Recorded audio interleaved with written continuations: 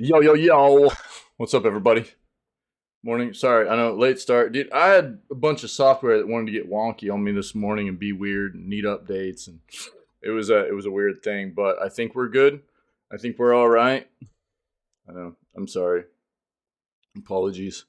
But I think I got it all sorted. So, I guess we'll find out as we keep moving here, man. Why is the music God dang, dude. You never can tell. I'm sorry with Steam's flipping music player, man. Whether every time they do an update, it's like it breaks it and then they fix it and then they break it and then they fix it. It's terrible, man. So sorry. Sorry the music stuff, but happy Wednesday, my dudes and dudesettes. We got day 7 of Shadows over Loathing and video gaming news, of course. Find out what's going on in the industry. What's new, anyways, or if there's anything old we need to hit on. You know how it goes, man. You know how it goes. I guess on that note, man, let's go ahead and dive in here and see what we can dig into before we get into our gameplay today. So, first and foremost, this is what we're listening to again, since I had to restart it. Crypt of the Necrodancer, cool rhythm-based adventure RPG game. If you like rhythm-based games, highly recommend checking it out. Plus, it's got a really, really extensive soundtrack, all kinds of different remixes and stuff for the songs. And, you get a lot for your money here with this the soundtrack. Highly recommend. Check it out. Cool. Let's get into the news. Cool. Go ahead and kill the music. Kill the music for now. Boom, boom, boom. All right. Call of Duty 2023 reveal coming early August. Okay. I'm not going to dive into that, but that's not a big surprise, really. I mean, June, big deal for the gaming industry. And then July and August get a little bit of the leftover stuff for announcement-wise, right? So a lot of what we wait for every year is the first 2 weeks of June. It gets heavy, man. It gets heavy with all the video gaming announcements and updates for games we know are coming and things like that. And again, at the end of this month, towards the end of this month, we'll have a lot of information about all the showcases that are happening in June.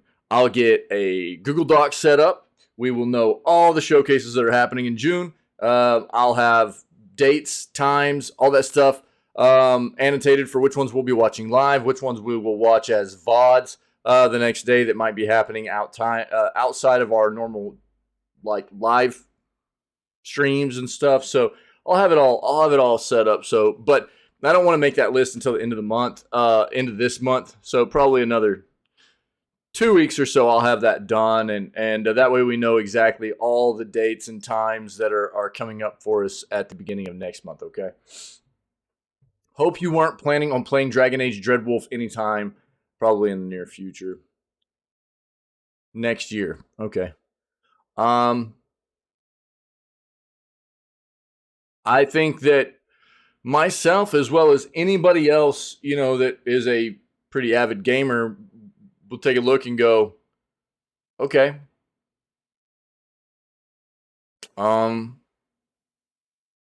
So I think the bigger thing that everybody worries about nowadays is not when the game's going to be released, but is it actually going to be playable on release?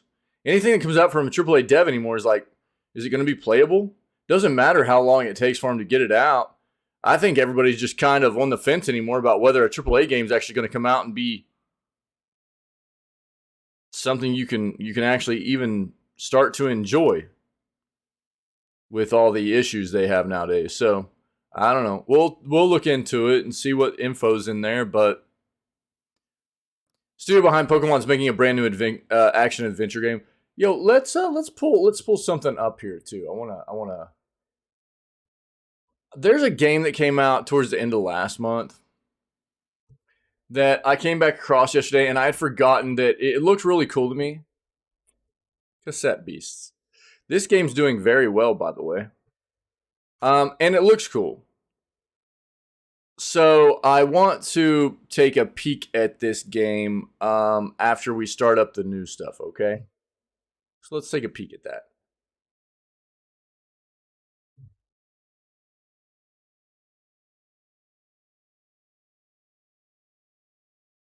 Am I tripping? This should be past 24 hours. My bad.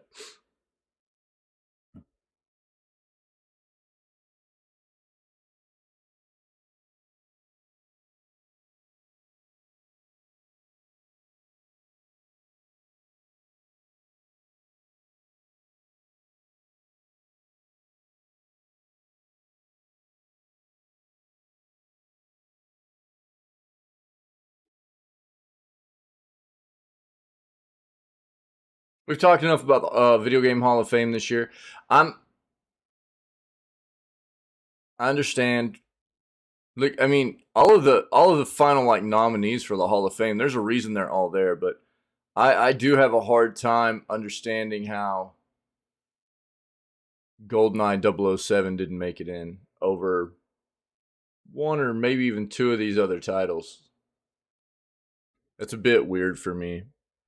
I don't necessarily agree with that. What do I know?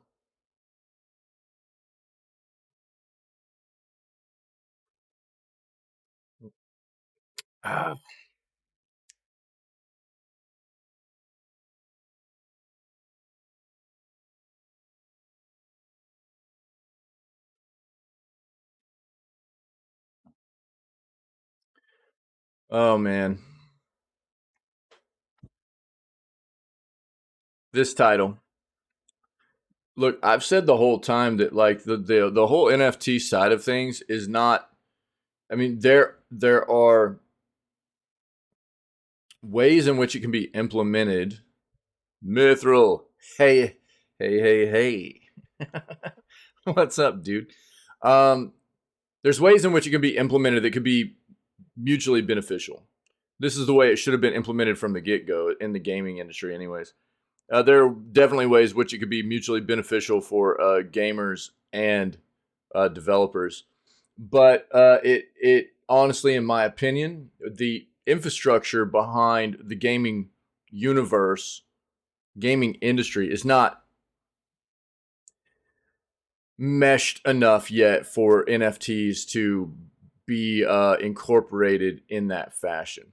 The NFTs could be very useful, but the only way they've been used so far has been in really scummy ways, really gross. And so what it's done is it's shown most gamers that there's just to stay away from them. You know, instead of them being incorporated in a way that could be mutually beneficial from the get go, you know, most of the ways they've been incorporated is a big scam, and it's left a bad taste in most gamers' mouths, man. So we just don't want anything to do with it. Um, I can elaborate on my take. I've done it before. I don't feel the need to do it right now. If anybody's interested, hit me up and we can talk about it. Yo, it's random mode time already. Let's go. How you doing, Mithril? How was your day, man? Random mode, go.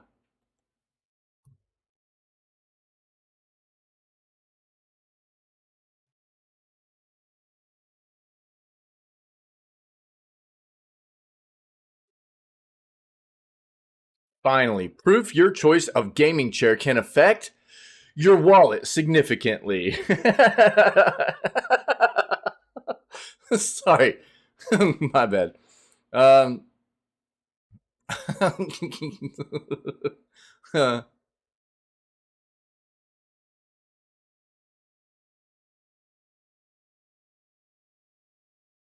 yeah. We might read into this real quick and see what they have to say.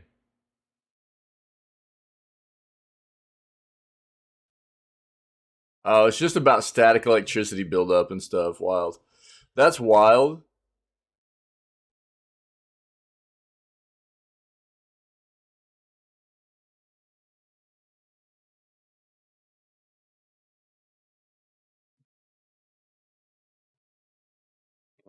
Weird. I'll link if anybody wants to take a look. I'm not going to dive into that, but there you go. A lot of gaming chairs are stupid expensive. Don't get me wrong. There's something to be said for it's. I address that situation kind of the same way I do with a bed. You spend a good chunk of your life in bed. It's important for you to be comfortable in bed and to have a mattress that suits your comfort style, right? Some people like a very soft mattress. Some people like it a very stiff or hard mattress. Some people like it kind of in the middle. Whatever. Figuring that out and getting a mattress, a really really good mattress to, it's important, man. Rest is important, and being comfortable while you rest is important. Same thing for things like sitting around in a chair, man. Like sitting around in a chair is, it's important to be comfortable and to have something that helps you with your posture and things like that whenever you're going to be sitting around all day. I feel the same way about that. But it is a little bit absurd. Yeah, yo, dude. It's a little bit absurd how much some of these companies want to make you pay. Like I've heard a lot of people talk about like Herman Miller stuff, like those chairs. Those chairs are stupid expensive, dude. And I've heard a lot of people talk about how they're not that good. And everybody's going to have a different, probably opinion on that and stuff. But it's hard to buy into something that expensive that's supposed to be that good whenever I've heard so many other people go, it's not really worth. It's not worth. It's probably, it's not as bad as like a super cheapo chair or anything, but what they want to make people pay for like Herman Miller chairs and stuff is pretty absurd, man. There you go, dude. Yeah. Yeah. Oh, for real? Dude, I'm using a chair I got off of Amazon years ago, and I'm cool with it, dude. I've got a little lumbar support pad that I put down on the back of it. That's not because I've got an old back injury too. But I've been thinking at some point about maybe getting a new chair before too long. I don't know. I've had this one for a long time though, and it's done the job, dude. I'm comfortable, dude. I sit here for 8-9 hours a day most of the time, and I feel pretty good afterwards. So and I didn't break the bank on this thing or anything. So yeah, I don't know. I'm more of a mid mattress kind of guy. I need it to be not. I like right kind of in the middle. If it's too soft, dude, it's not good for me. Especially with my old back injury and stuff.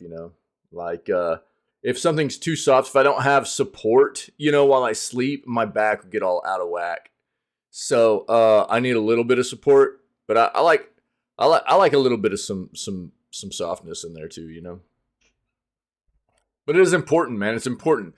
If you're going to be doing anything for a long amount of time, to be supported appropriately, but be comfortable too, is important, for your health. Um.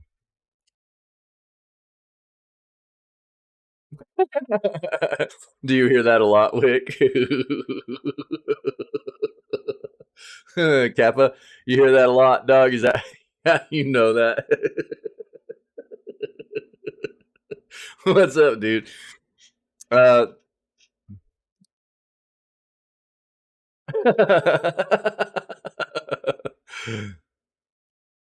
yeah, right on, Mithril.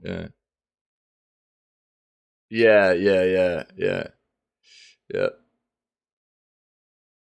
Yeah, I got your Mithril. Yeah. I don't know. I might need to take a look and see where, start taking a look at. I don't think Artings does chairs. They just do electronics. I think. Yeah. Yeah. Yo, this is a dope website, by the way, though. If you need to like see all this stuff that these are their product categories: monitors, mice, keyboards, laptops, printers, headphones, speakers, cameras, television, soundbars, vacuums, and blenders. This website is awesome, man. I'll just show you real quick. I looked on here real quick to see if they did chairs, but I think it's only mainly electronic stuff. Yeah. So if you wanted to like take a look, if you're in the market for some TVs, right, and you can go in here to their TV section, go to their tools, and then you can compare TVs. They do extensive reviews, and you can go to these drop down bars and you can compare all kinds of TVs, man. We'll just go with like a Sony and then a flipping, I don't know, Samsung or something. You know what I mean?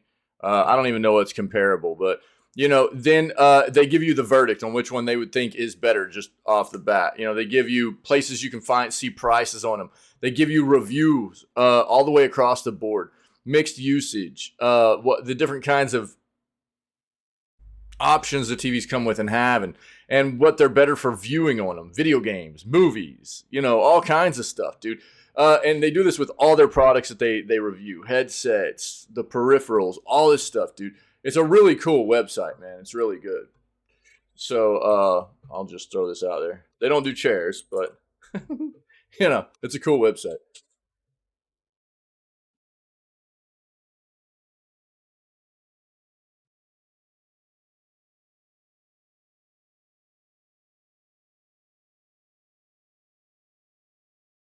The Apex update happened today. We already kind of hit on it, so I'm not going to dive into it, but that takes off today. Cool. Whoa, whoa, whoa, whoa. GTA budget is reportedly 1 to 2 billion per a recent leak. I was hearing previously that they were just like breaking that $1 billion like threshold. This is kind of something totally outside of that. Quite a bit above.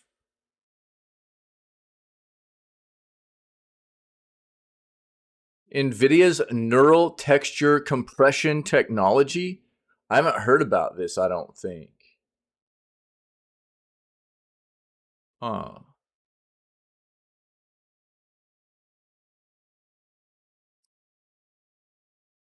Yeah.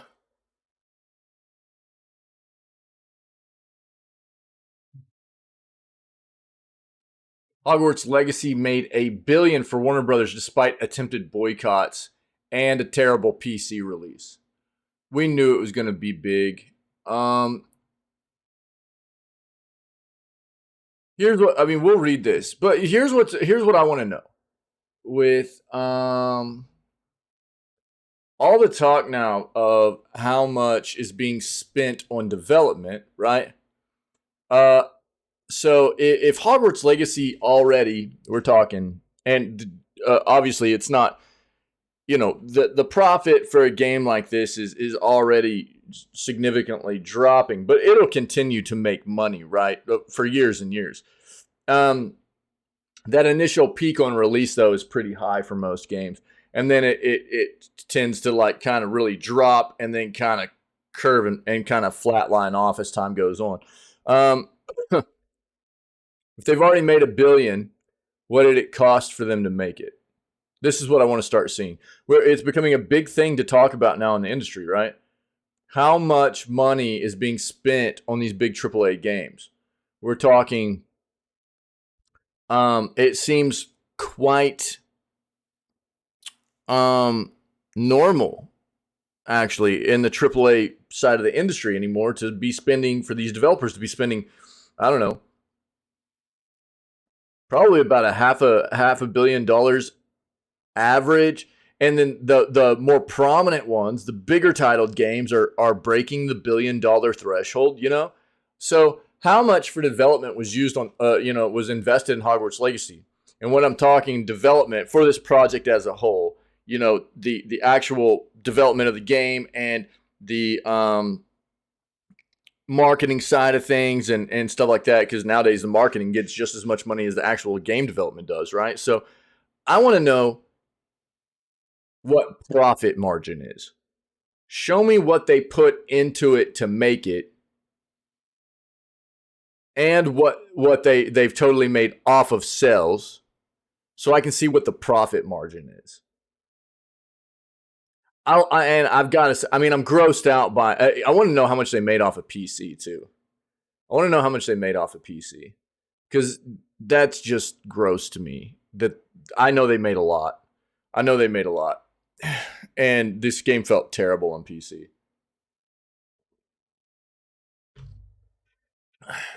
We'll take a look at it.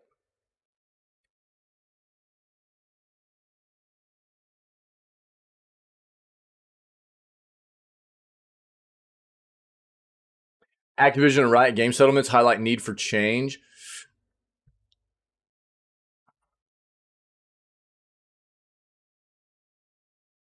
Let's see what they're talking about here.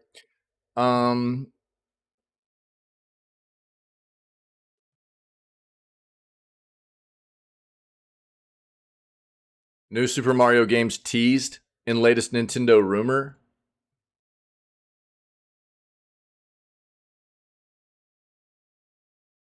It's a rumor.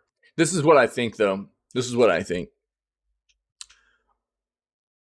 Maybe I'm just being a bit, maybe this is just wishful thinking, potentially, but we don't have, outside of like Tears of the Kingdom, Pikmin 4, what's the other, like, maybe semi-hyped Nintendo game that's coming? There's not a whole lot coming from Nintendo right now that we know of. I'm going to be honest, I hope it's because they are now focused on developing games for their new hardware. And I'm that's what I'm hoping. I'm hoping they are going to be announcing that new hardware is coming very soon, and that a lot of their focus has pivoted into games for that hardware, for their new console. And that's why we're just not seeing a whole lot of release date stuff for them right now. That would be my hope. But at the same time, if that's the case, excuse me, my other hope is that they are changing their ways about their online platform stuff, dude. That stuff needs to change. So along with a new console, they need to just keep Switch Online, just turn it into Nintendo Online, quit doing this new online platform every time they have a new console crap. So that stuff's got to change too. But we'll see, man. I don't know. I don't know if this is just clickbait, or we'll take a look and see.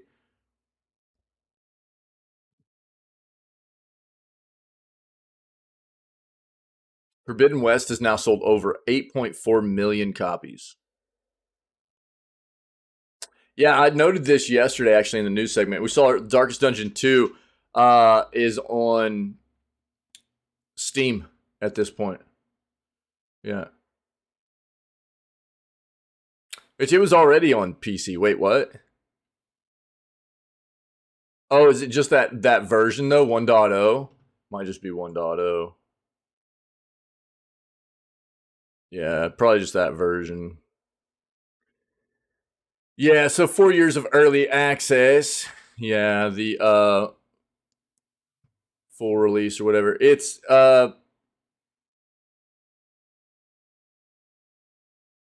this game has not done as well as the first Darkest Dungeon. Really, it's just not as notable. People didn't like the changes and stuff. I don't think. Well, we'll look at it real quick. I didn't play the second one.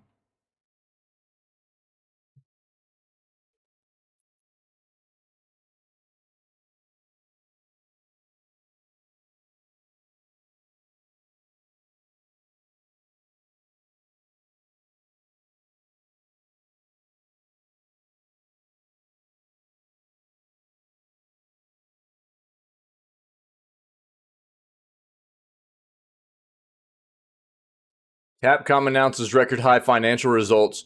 You know, Capcom's one of these big AAA developers I keep talking about that seems like they're still doing a pretty solid job of putting content out there, or releasing games, content wise and performance wise. Are they flawless? No, but you know, in the current state of the industry in which we find ourselves, with so many AAA developers having so many issues releasing games in a decent state, I feel like Capcom's one that continues to do a pretty solid job. I've been touting them here recently as, like, you know, all these AAA devs that are getting hate. We aren't necessarily noting the ones that are doing a good job. Capcom has been holding it down, dude. I can't really think of anything off the top of my head that they released of recent that was terrible, that was bad performance wise, that was bad content wise. Consensus, you know.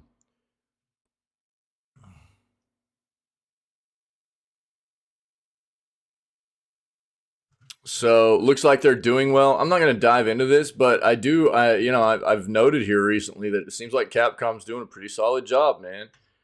A lot of these other AAA are not. Yo, is it surprising to see the CEO from EA talking about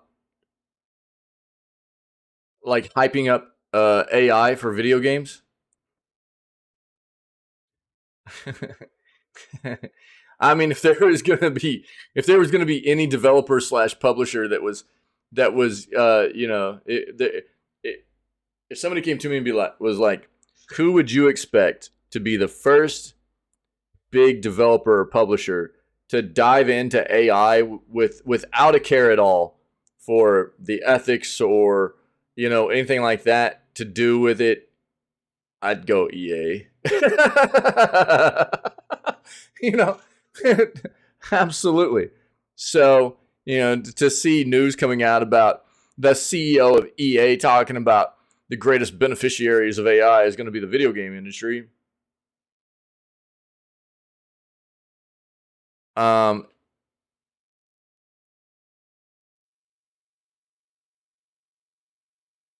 yeah, there you go, Wick. Yeah, dude. Um, Look, I've noted where I can see AI being a useful tool for developers, but it's quite often I don't think going to be used in the way that I feel like it should be. It's going to be used to circumvent um, hiring people to create unique assets for projects. That's what it's gonna be. That's what most companies are going to use it for, and absolutely with like I can say with the utmost confidence that a company like EA is definitely going to be using it like that. They're just so scummy, dude. Um, so they want to say that one of the greatest beneficiaries of AI is going to be the video gaming industry. I'll say it's going to be the businesses in the video gaming industry. It's not going to be us as the you know consumer, as the video game player. We'll get there'll be some cool things that we get to experience that come out of it, but for the most part, the biggest beneficiaries of AI are going to be the developers because of the way they're going to implement it.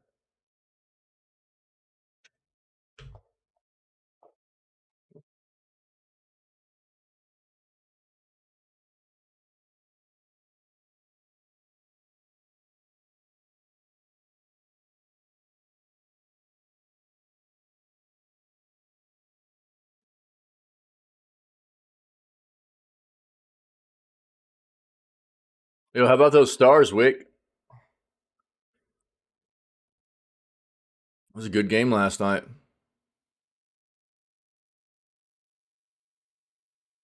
Bungie wins another lawsuit against Destiny 2 cheat makers, man. That Bungie goes hard. You do not mess with Bungie, dude. Bungie will ruin your life. if you start trying to mess around with their game or their content or anything like that, their games, whether it be like trying to develop hacks or sell hacks and cheats and stuff for their game, or like doing weird stuff like trying to get go at them on. There was a weird situation where somebody got mad that Bungie had DMCA'd some of their Destiny 2 content on YouTube. So this individual made an email address to mimic one of Bungie's official ones used to do that kind of thing. And they started getting a bunch of Bungie's videos automatically DMCA'd for Destiny 2 content, and other content creators videos DMCA'd for that kind of stuff. and Bungie wrecked them. Found out who it was and destroyed them in court. It was brutal, dude. I mean, we see it all the time. We see Bungie in the news all the time. Bungie goes hard, dude. They don't mess around. I love it, though. I think it's great. I think it's great that they go after cheaters. I think it's great that they go after the people and companies that make the cheats and hacks to potentially really what the way I see it is ruin their game, you know. And I mean they just don't mess around, dude. I'm interested to read this.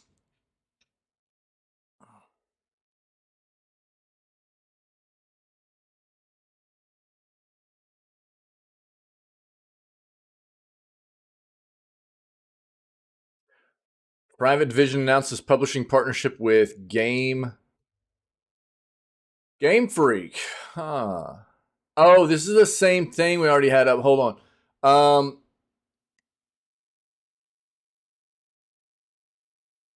Yeah, we'll put it right there just in case. I don't know that we'll need both of those, but Skate 4 gets new release date update.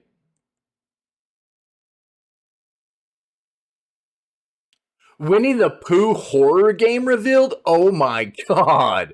Let's go. Yo, Wick, how about those stars though, dude? How about those stars? Let's go, dude.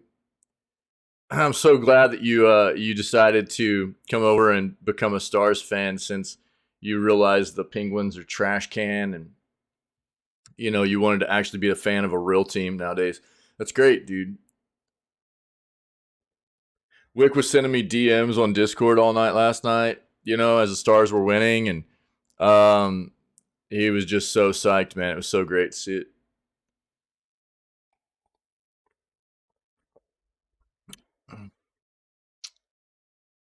That Winnie the Pooh is weird, I think. I saw that a couple months back. Cool, dude. I can't wait to see it.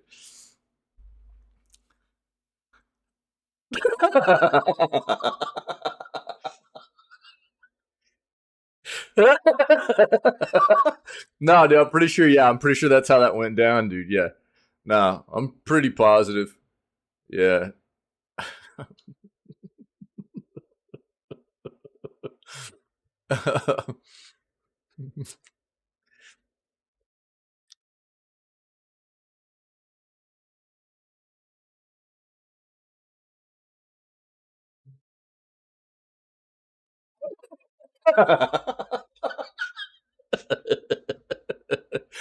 Oh man, we pulled that win out last night on the road, and we had let me just shout out my team real quick.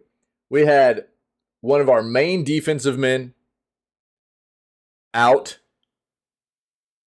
in Hockenpah. We had one of our best penalty killers out in Delandria with a flu. We had our best defender, Miro Heiskanen, came back after taking a puck to the face.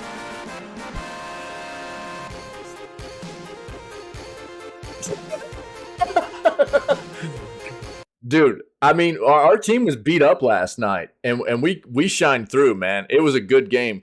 We needed it, too. We needed to tie the series up.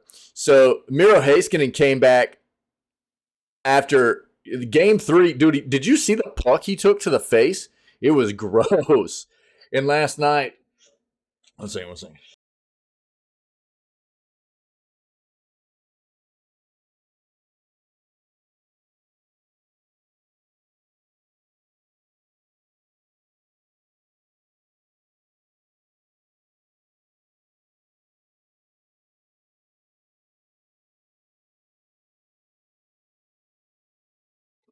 All right, sorry. Wait, what? You have to overcome the otter net. Dude, he had a really bad game 3. That was really unlike him, too. He had a really, really bad game, the otter did in game 3. But it's very rare for him to have a game like that. And it was tough to watch. But he bounced back last night. He had a pretty good game. He's still, I mean, there are a few that got through, but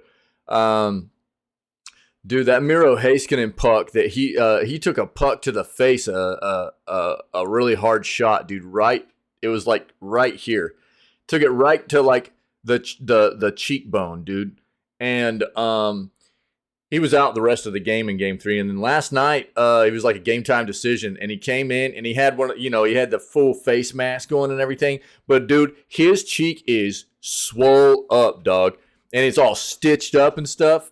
And he's a huge part of us being able to actually get stuff done on the defensive side. So it was good to have him back. But it's a good series, man. It's amped up. Playoff hockey all the way around, man, is just good stuff. Oh, poor Kayla, dude. I haven't seen Kayla this morning. Yeah, bro. Yeah, yeah. Hold on.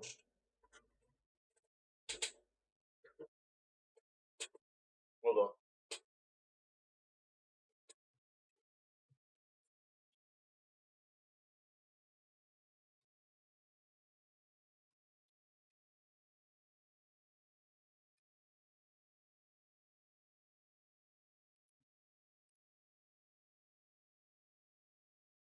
How about the Blackhawks getting the lottery too, dude? Um,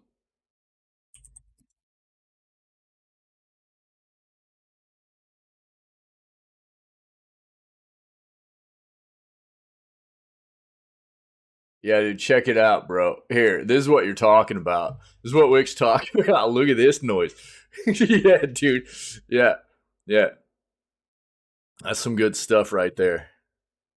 We got hockey. I'm a hockey head, dude, and we got hockey heads here in the community too. Sorry, I didn't mean to break up the video gaming news stuff, but yeah, that's what Wick's talking about right there. That's so gnarly.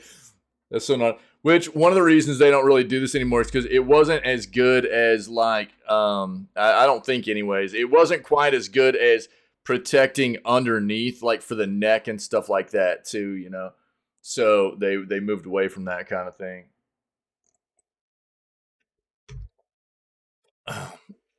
To more of what you'll see nowadays in these guys. You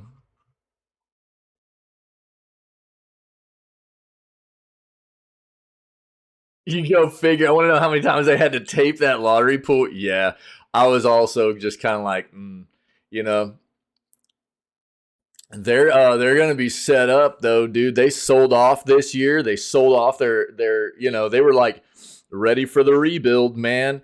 Ready for the rebuild. Um, bunch of trades at the trade deadline and ready for the rebuild, and then get the draft lottery this year too. And that's this Bedard man is like a generational kind of talent potential. So kind of crazy, dude. Potentially seeing the Blackhawks come back into being just a every year. He's like Crosby. Oh God. I was gonna say, you know, I don't know that anybody wants to be compared to Crosby, dude. With the whole like breaking a nail and going on the IL and stuff, it's I don't know. It's just kind of gross. He'll outdo Crosby, dude. Get wrecked. You wish that Crosby was Bedard, dude. Quit projecting, man. All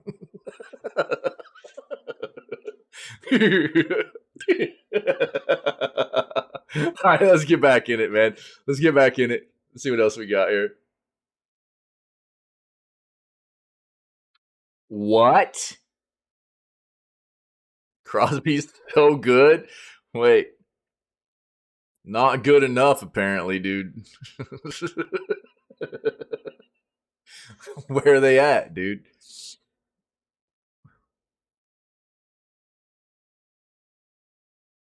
Starfield's game of the year chances sort as jetpack sex confirmed. What? What is this, dude?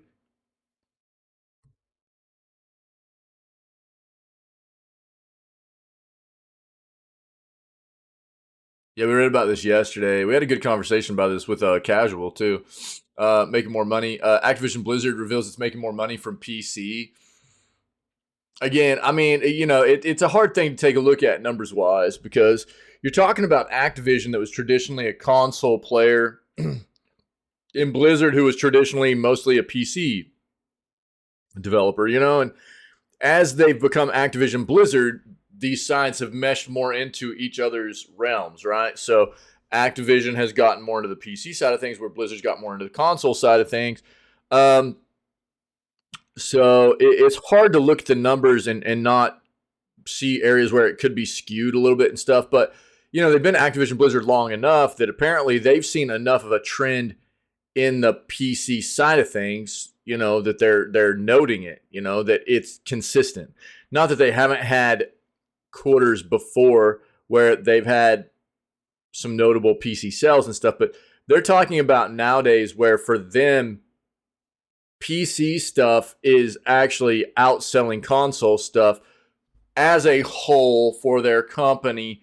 And again, you have to take a look at the numbers, the different kinds of IPs they have out there, what they play better on, stuff like that. But as a whole, PC is a better thing for them right now and has been for, the better part of a year, which is a trend that didn't used to be the case for them. It used to always be console, almost on the constant.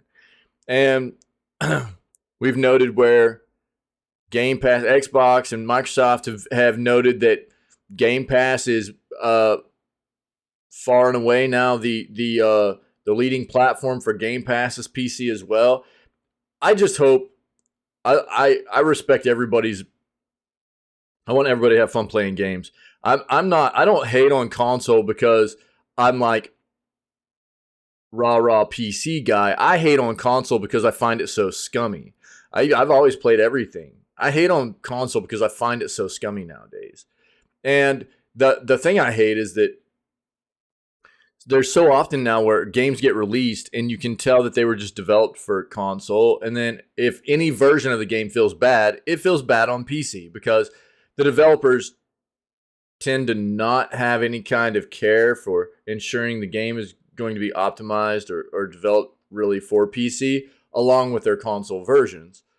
And I think that, I guess what I'm hopeful of is that if we're seeing this trend turn over in the gaming industry where PC is becoming more prominent, right, numbers wise for developers, they will start taking a harder look at doing better on the front of releasing PC games. Don't get me wrong. I'm not looking at to flip. I'm not looking for PC games to be good and console games to be bad because it shouldn't be like that. Any game that gets released should always be good. Yeah. But for a long time, it feels like PC has gotten the short side of like the short stick, if you will, and just, them not focusing on making sure the PC version of games is going to be good as console version, especially. And I'm hoping that'll change things over a little bit. If companies start to see more of the pull for PC gaming, We talked a lot about it yesterday. Looks like Destiny 2 had some server maintenance yesterday. Hopefully that's all finished and worked out. Yo, Mario Kart 8 has now sold over 50 million copies on Switch. Just on Switch. This was a game that came out on Wii U. So I don't think, the Wii U was not a loved console. And but I have no doubt that Mario Kart 8 sold a good chunk of copies on Wii U. Let's take a look, dude.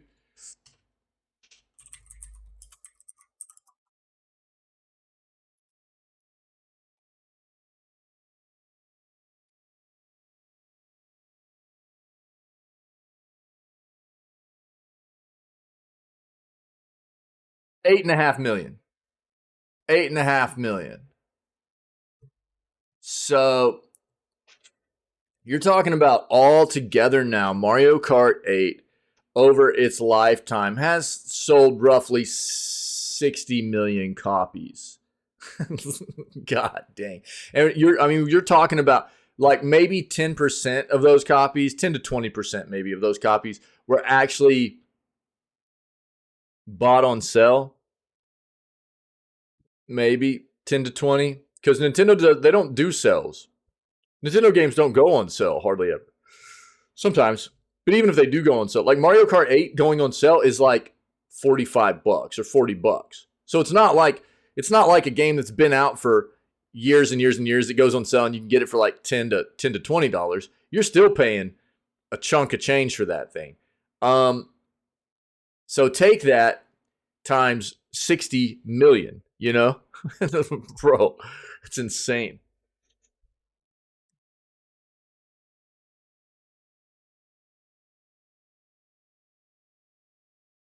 And not only that, but all the money they've made off the DLC at this point and everything too. That game's generated a lot of revenue for Nintendo.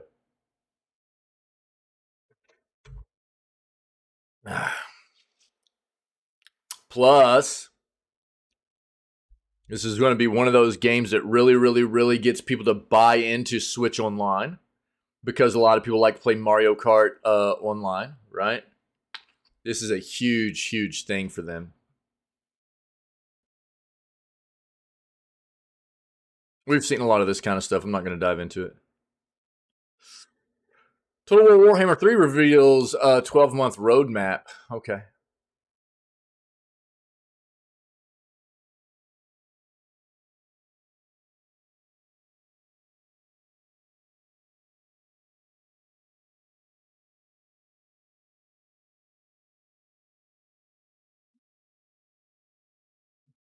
These game news, dude, I just can't dive into these. They're so terribly translated into English that it's so hard to read them. So we'll just stick with what we have here.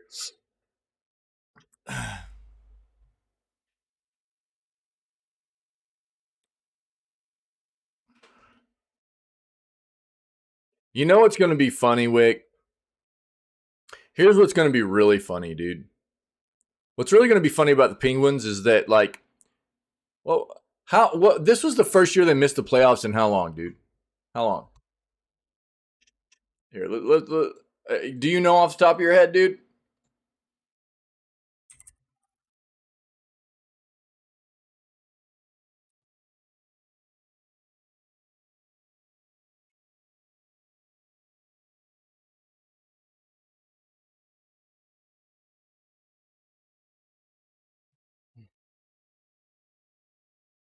Check this out. So this is the deal, right? This is the deal. The Penguins failed to make the Stanley Cup playoffs for the first time since 2006,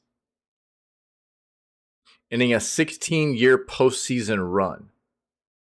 That is incredible. Which was the longest streak in the NHL. The Penguins, 40, 31, and 10, were eliminated from contention. Appropriate, dude. I forgot. When the Islanders, which is Cash's team, defeated the Montreal Canadiens 4-2, and this was back a while, but before the playoffs started and everything, at the end of the season, you know. But what's funny here is, I mean, look, man, they've had a good run. They've had a really good run. Nobody's going to deny that. 16 years, dude. 16 years. 16 straight postseason runs, dude. But they missed it this year for the first time in 16 years. And then they completely fired their entire front office. They just wiped it. They just wiped it out. So here's what's going to be funny when they miss it next year too. When they miss it next year too, what are they just going to fire everybody again?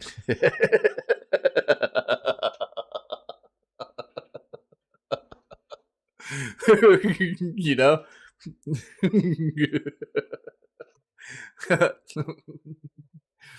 All right, let's get in here, dude. Let's get in. Total War Warhammer 3 reveals 12-month roadmap of updates and DLC. Following the release of the Chaos Dwarfs DLC for Total War Warhammer 3, fans have been wondering what's coming next. Today, Creative Assembly answered. The developer revealed an extensive roadmap for the next 12 months, including both DLC free content and updates, as you can see below. All right, so the 12-month roadmap. Patch 3.1, bug fixes, gameplay updates, chaos dwarfs for in-game for immortal empires, and more. Then the summer, patch 4.0, Shadows of Change, free legendary hero, immortal empires achievements, race updates, general campaign AI improvements, ongoing settlement battle improvements, and more. Patch 4.1, bug fixes, gameplay updates, and more in between summer and winter. And then winter, you get Thrones of Decay, Nurgle, Empire, Dwarves, Patch 5.0, free legendary hero again, the Nemesis Crown, race and legendary race updates, and more. Patch 5.1, bug fixes, gameplay updates, and more. And then spring 2024, to be revealed, right? Which will also bring another free legendary hero and race and legacy race updates. And more coming in 2024 and beyond. So they've got a list of even more here for everybody that is interested in what maybe some more details about the game. Yeah. I've heard good things too. Our buddy here in the community, Tinwin. Tinwin's played a good amount of it, I think. I've never taken a dive into it, but I've heard great things also. Yeah. So I don't know if anybody's looking to play around, because I mean you can go in. I mean they've absolutely got like multiplayer in this and everything, right? So I don't know if anybody's interested, or if you just want to get somebody's interpretation of the game or anything. Maybe hit up Tinwin in Discord or something. I don't know if he's been playing too much of it as of late, but I do know he has a good amount of time in it. But if you want more, because I didn't read out all of these updates down here, I just gave the gist of it. So if you need more, and they've got links down below too, that article's right there in chat, okay? Skate 4 gets new release date update. Maybe a while before we get to play EA's next Skate game, because they're still trying to figure out the best way to implement, loot boxes.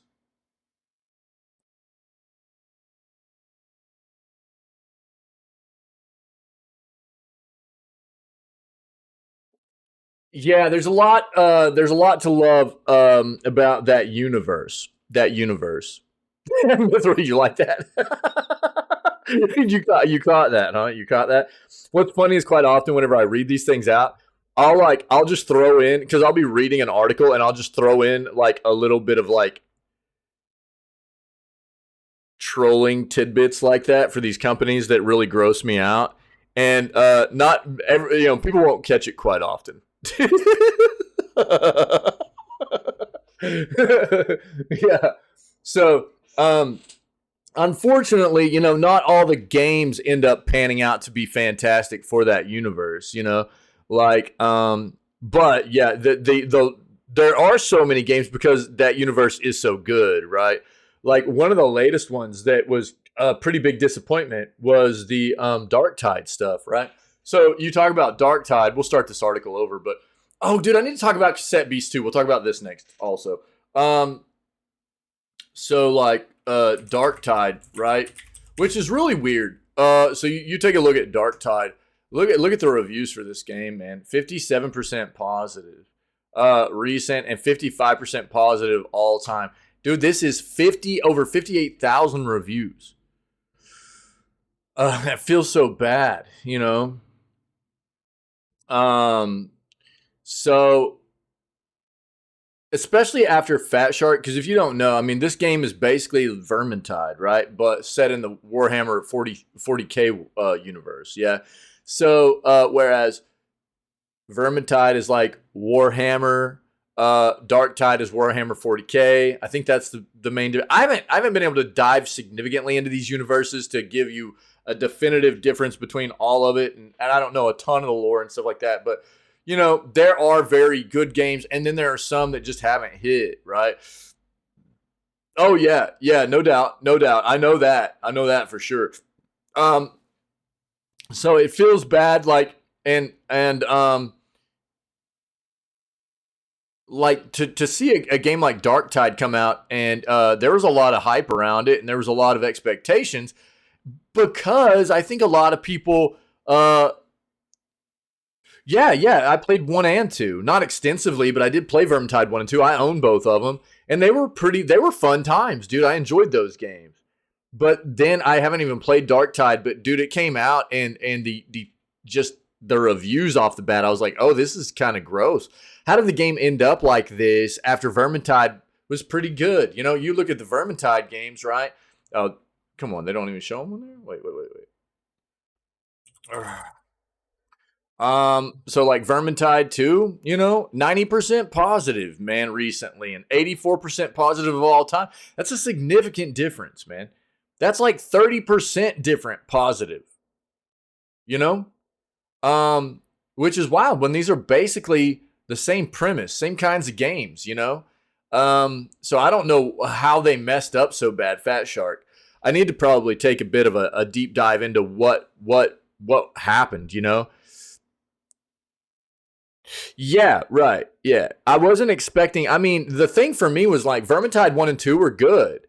They were really solid titles. And the fact that Darktide was being built on this same exact kind of premise and gameplay style and everything, I was like, well, this will just be another hit for them. But bro, they missed the mark apparently, which was really, really weird. I didn't expect that, you know. But what I will say is like, have you seen this? Rogue Trader, dude. This one's really interesting here. Have you seen Rogue Trader? For anybody that hasn't seen Rogue Trader, this is Owlcat, okay? Apparently, I think Tinwin's actually already been able to dive into some like closed beta or alpha stuff in this too. Yeah, I don't know. I need to look at all the reviews and see what people were saying. I think somebody even in the community was telling me at one point like what they had heard and had actually experienced themselves and stuff, but I can't remember exactly what they were saying. So Owlcat is famous for their Jesus. Oh my God. I'm blanking the name of it right now. They've got CRPG games, the Pathfinder games, right? So Owlcat has the Pathfinder games they've made previously. And now what they're doing is a take on the Warhammer. They've been tabbed to do this Warhammer 40,000 Rogue Trader game, which is basically like party-based CRPG, choices matter, story-rich kind of game in the Warhammer universe. And it looks really, really cool, dude. Like, I'm really excited about this. This might be where I start popping off into getting more in-depth in the Warhammer 40,000 or the Warhammer universe altogether, but 40,000, Warhammer 40,000, you know. This game looks really, really, really cool right now. And I love CRPGs anyways. I haven't played the Pathfinder games. I haven't played Owlcat's games. The thing that's worrying for me is that the Pathfinder games, from what I understand, everybody that I know that's played Pathfinder games, it tells me that it's either one of two things. There's no like middle ground really for a lot of people. What I kind of have gathered is that either you really like those games or you really don't like those games. And I don't know if that same kind of sentiment is going to be found from people in this game as well, because it is the same developer, you know. But if you're interested in this, I'll share it for you. This game looks really, really neat. Rogue Trader. And it's supposed to be out sometime this year, I think. So that's pretty cool. Now, hold on.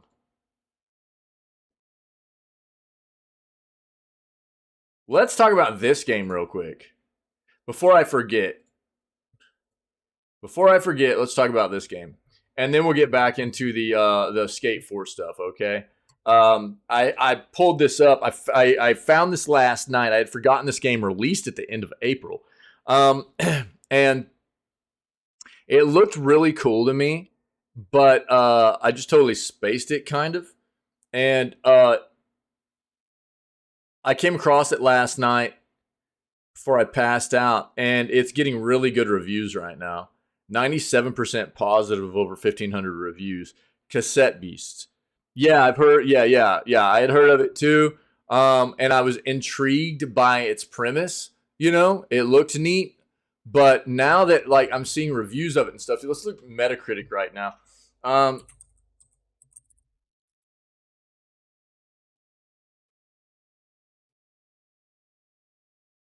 That's pretty solid, dude. For PC, it's got an 84 stop, an 84 meta and a 7.9 user. This is a little bit under what you're seeing like review on Steam, but like Switch. Oh, okay, it's not out on Switch yet. Okay, so it's just on PC right now. It's just on PC. But here I'll watch this real quick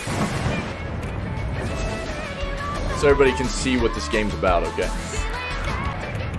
it's basically like a take on a Pokemon-esque kind of game.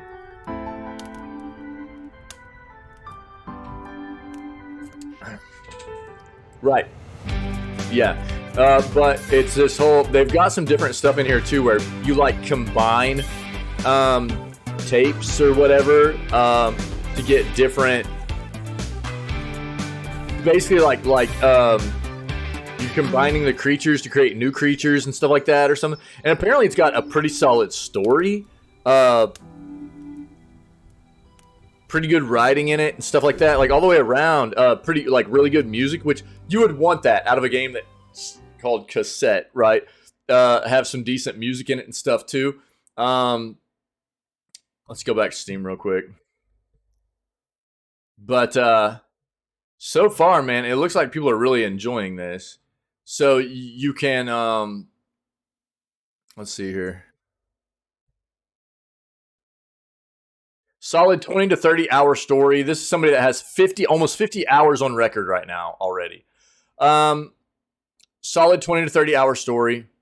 It has a bit of repeatable in-game content which scales infinitely, and with optional difficulty options turned up, nicely challenges you basically forever, bar a few cheesy strats. Charming, good personality, and the writing. Story was surprisingly gripping. Soundtrack bops actually motivated me to write a review. You know what's funny, Mithril, is here recently we were playing a what is it? Is Pictionary the one where you gotta like draw stuff, and it's like you take turns passing stuff around. You draw and then you guess, and then you draw and then you guess. I think that's what Pictionary is, right?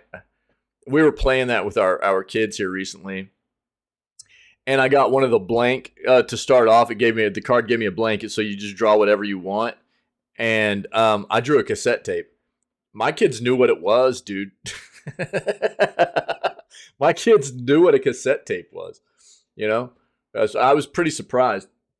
I thought I was gonna trick them. You know, I thought I was gonna trick my kids, and I thought that they wouldn't know what it was. And I drew a cassette tape, man, and they both knew. They both knew what it was. I was like, Jesus, okay, you know. Yeah, I was surprised. Yeah. But this game, it looks really cool, man.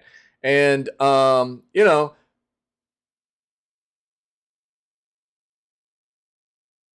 no, I haven't seen that yet. God dang. You know, I mean, I kind of figured. Tin win. Do you have a link, dude? What's up, buddy? Do you have a link? I haven't seen it. It didn't even come up in the news this morning. Oh man, let's go. All right. Yeah, I assumed. I mean, I think we both kind of at this point were under the assumption that was the case, right?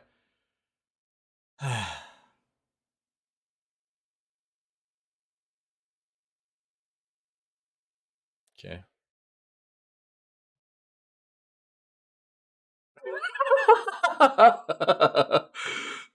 Jesus.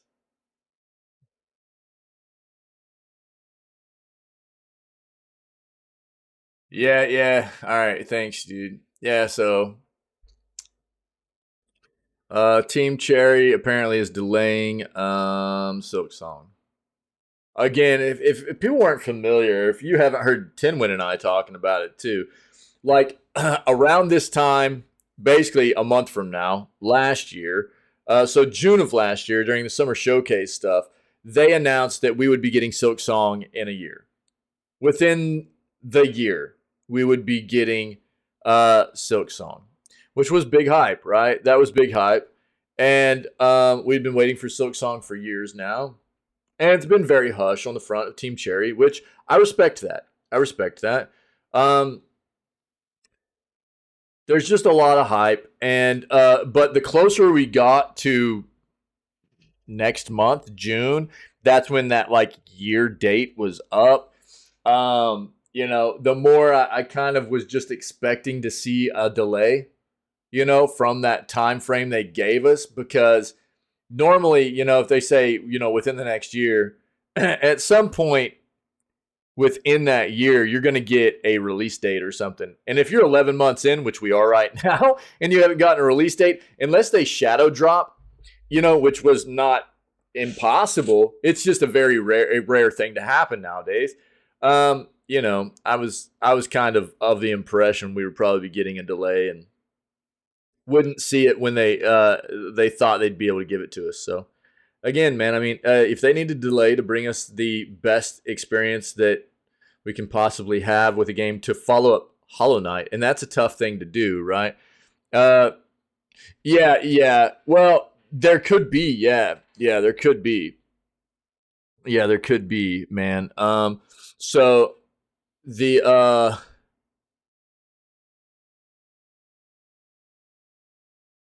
I don't know. You know what would be even funnier is if we get another like little snippet of Silk Song and they go, it'll be out within the next year.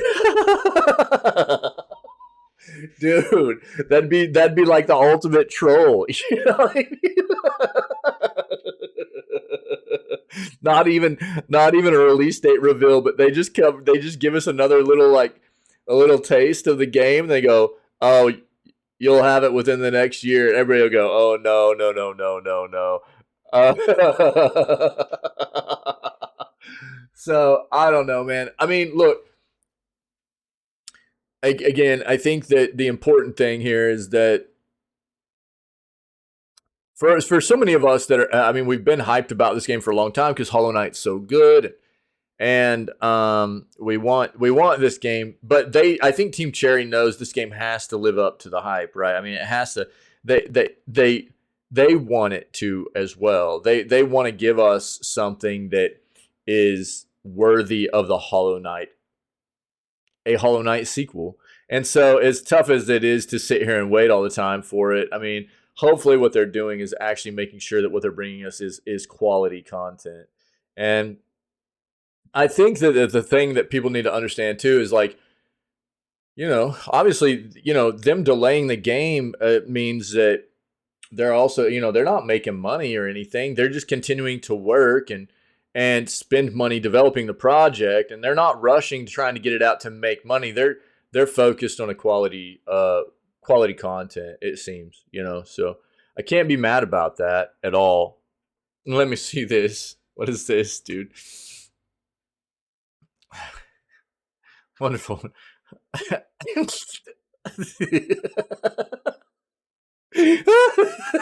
Nice, dude. Yeah, that's pretty good.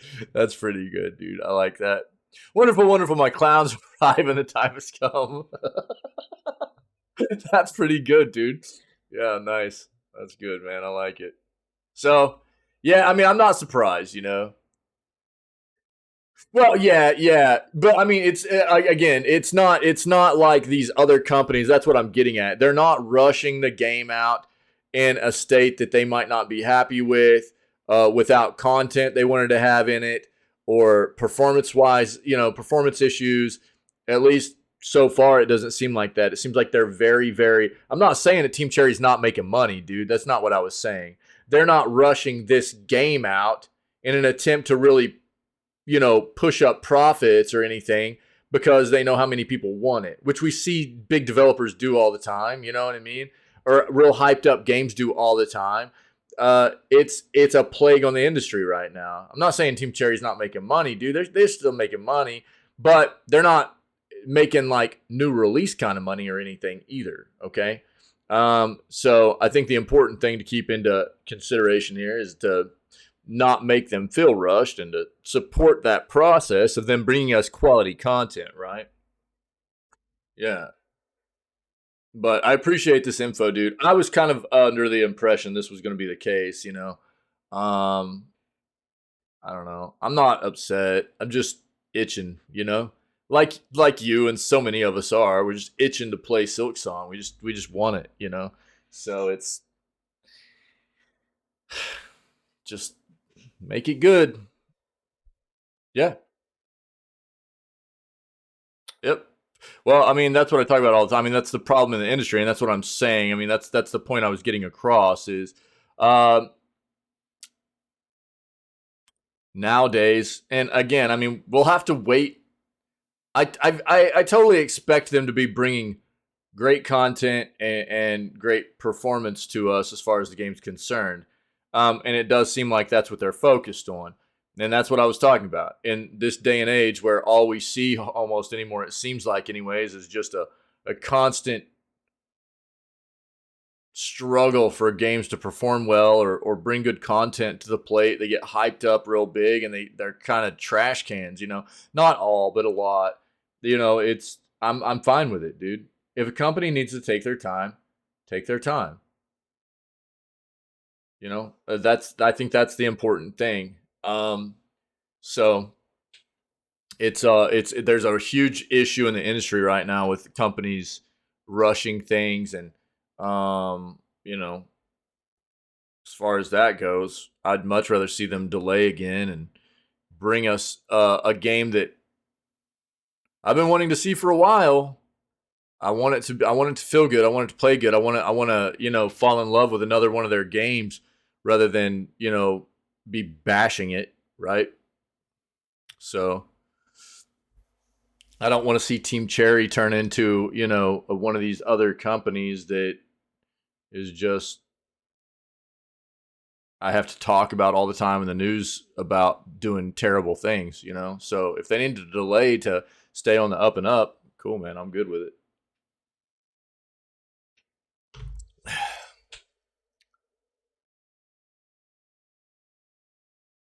Thanks for the info, man. I appreciate it. Skate 4 gets new release date update. It may be a while before we get to play EA's next Skate game. uh, Now, whenever we first heard about them making this new one, we were just talking about it. Yeah. We were just talking about. Well, we were talking about. We hit on Total War Warhammer 3 roadmap, and then we started talking about Warhammer Universe, and I actually name dropped you about it too. Well, I name dropped you about Total War Warhammer because I know that you'd played some of that, and so I was just letting people know if they had any questions about gameplay and stuff, they could probably hit you up in Discord.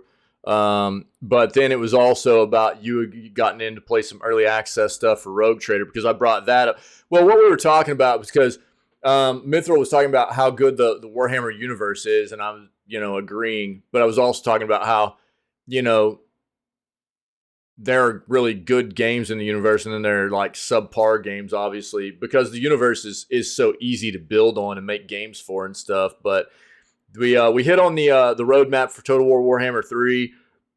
That was part of the news just a little bit ago, and then it was like just giving some examples was like Dark Tide, and the fact that, you know, Fat Shark really messed that one up apparently because it's gotten reviewed so poorly. After it's just the same thing as Vermintide, and Vermintide was, you know, pretty well loved, but Dark Tide did not do well. And then I was talking about if anybody was interested, you know, that wasn't aware that Rogue Trader was a thing that's coming before too long, and that you had already gotten a little bit of game time in on that as an early access thing. So, yeah, that was it, man. And then I linked it because we were looking at it on Steam, so I just linked it for people that weren't aware of its presence and the fact that it's coming to us in the near future. Um, Skate 4 gets new release date update. Maybe a while before we get to play EA's next skate game. Skateboarding games used to be one of the biggest and best video game genres out there, partially thanks to Tony Hawk. I would say in large part thanks to Tony Hawk. Bro, I used to play the crap out of Tony Hawk games, and so did most people. Even if you're not a skater, they were just fun, dude. Pro Skater, Underground, and numerous other Tony Hawk games were some of the best games available during the PS1 and PS2 eras. Then things shifted a bit during the Xbox 360 era. Activision started to neglect Tony Hawk games a bit. EA capitalized on this with its own skating franchise simply known as Skate. Controls were a bit more involved and less arcadey, but it still had a wonderful sense of humor. over-the-top content such as the beloved Hall of Meat mode, which challenged players to aggressively injure themselves to rack up points. Been over a decade since Skate 3, and after enough frustration from fans, EA decided it was time to make a new one. However, a new earnings report from EA, which forecasts its next year of releases, suggests Skate is still a ways from releasing. They were trying to tell us that this game wasn't going to have any kind of like scummy stuff in it from the get-go, but then we heard that people have already seen some like transaction mechanics in the game, early parts of the game and stuff too. And look, man, it's EA, you know? It's EA, dude. So here's what I'll say. I don't like EA. I think EA is so gross. And if you're excited, if you want to play a skate game, a skateboarding game, look for this. Look for this. What's the name? Is it Skate Story? Skate Story. All right, Skate Story. Even Ollie World is supposed to be pretty solid. It might not be the same thing you're going to get out of Skate. It's a little bit more of a different art style and a different kind of like more of an arcade style vibe than you're going to get out of Skate. But Skate Story, dude, this game's supposed to be coming out this year. It's a Devolver Digital. I love Devolver, dude. And this game looks dope. So if you're wanting to play something, and now I don't know, is Skate Story supposed to be coming out on other platforms? I can't remember. Let's look at the website real quick. Bro, did that even pull up?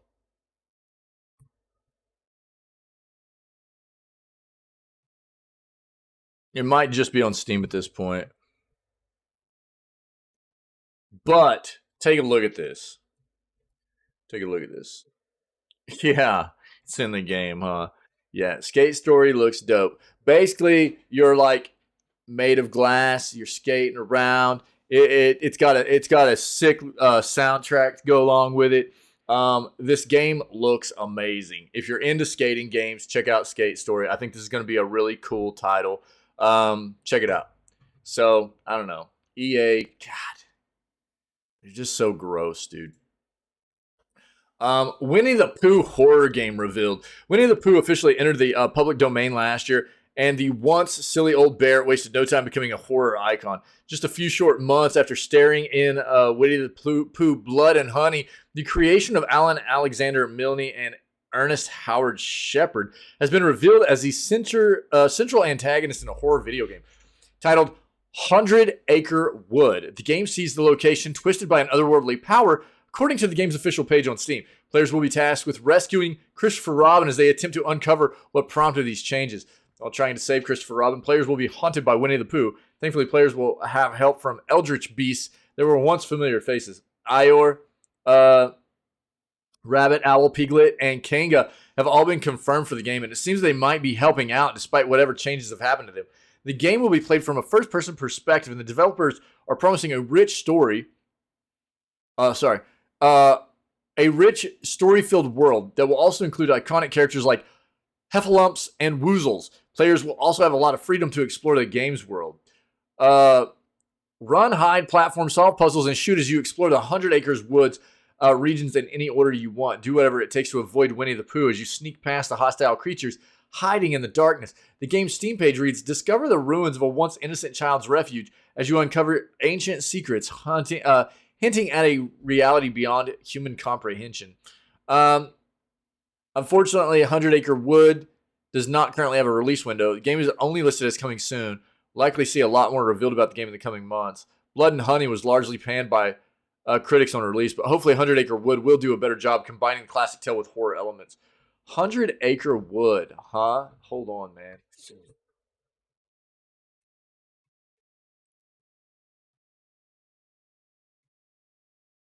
Oh, they've even got a, what?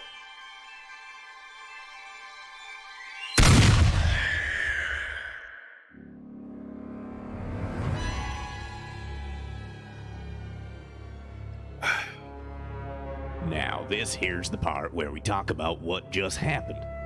You see, Christopher Robin has found himself in a sticky situation, locked up in a honeypot, and judging from those desperate cries... Yo, this could be cool for Scaretober, dude. He'll be needing some help to get out. Yeah, that voice. And it would seem you're the person to do it. I can't exactly explain what happened to make his friends so upset, or why you did what you did to that poor pig. But two things are sure.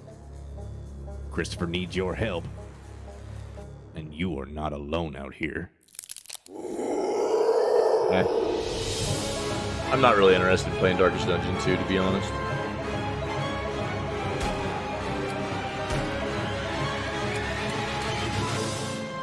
Welcome to the 100-Acre Wood. I've seen it. I've seen Darkest Dungeon 2. I've seen an amount of that gameplay and stuff. It doesn't look. I mean, I'm not like against trying it out or anything, but it's just not high up on my list or anything. This looks cool, dude. I'm putting that on my wish list. Yeah, we already talked about the fact that this is out and everything. We talked about it yesterday too. It doesn't seem to me to be the same kind of. It doesn't bring the same to the table that like Darkest Dungeon 1 did, anyways. So I don't know. Again, I haven't played it, but just what I know of it, what I've seen, what I've heard, and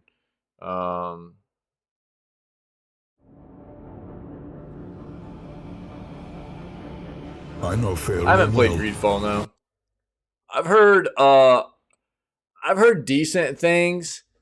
I've also heard that like it's got a pretty lackluster open world environment. To know my son is left on a mission to heal. Where it's just really like a this is one of those things I talk about a lot with games. It's like developers went, oh, we need to do open world, but then they didn't do enough with the open world to make it interesting. You know, you like it, yeah? Can you comment on that then? Because that's a lot of what I've heard. It was like, make it open world, but then the open world is kind of bland and not really worth searching out or anything. It's just big to be big for no apparent reason. That's what I've heard anyways. And I mean, it's combat's great, fast moving, yeah. I know there are people, I've heard people say different things about the game. I think people, overall consensus that I've gotten is that like it's entertaining, but it's not going to be anything that's going to like blow you away. But it's entertaining enough if you just want a game to play or whatever, you know. Well, that's good, nice, yeah. That's important for a game like that.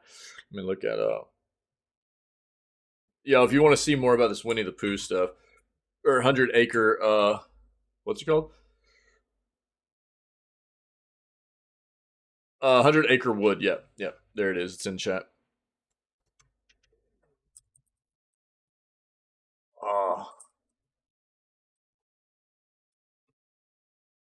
Yeah, it's about on par with Steam too. Yeah.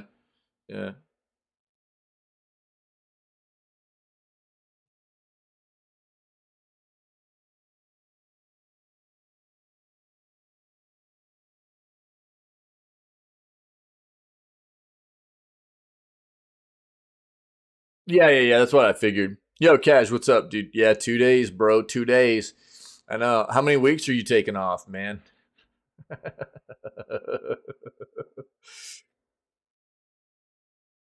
Oh, did you really? Yo, GG's, man. Cool. Nice. Yo, feed that beast, Cash. You know what I mean? Feed that beast, dude.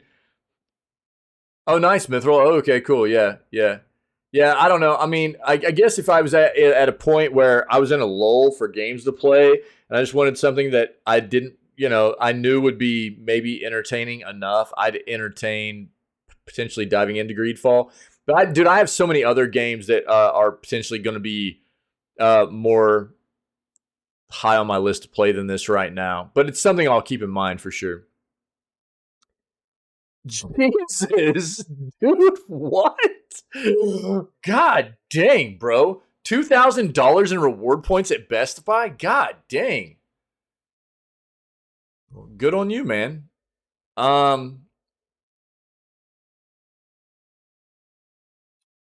Mithril has to pay about, double the price we do for anything, by the way, being in Australia. So, what are you going to, probably about what? It's like 350 bucks for that Tears of the Kingdom Switch, something like that, US. So Mithra will be paying about 700 or 800 bucks for that thing, Australian.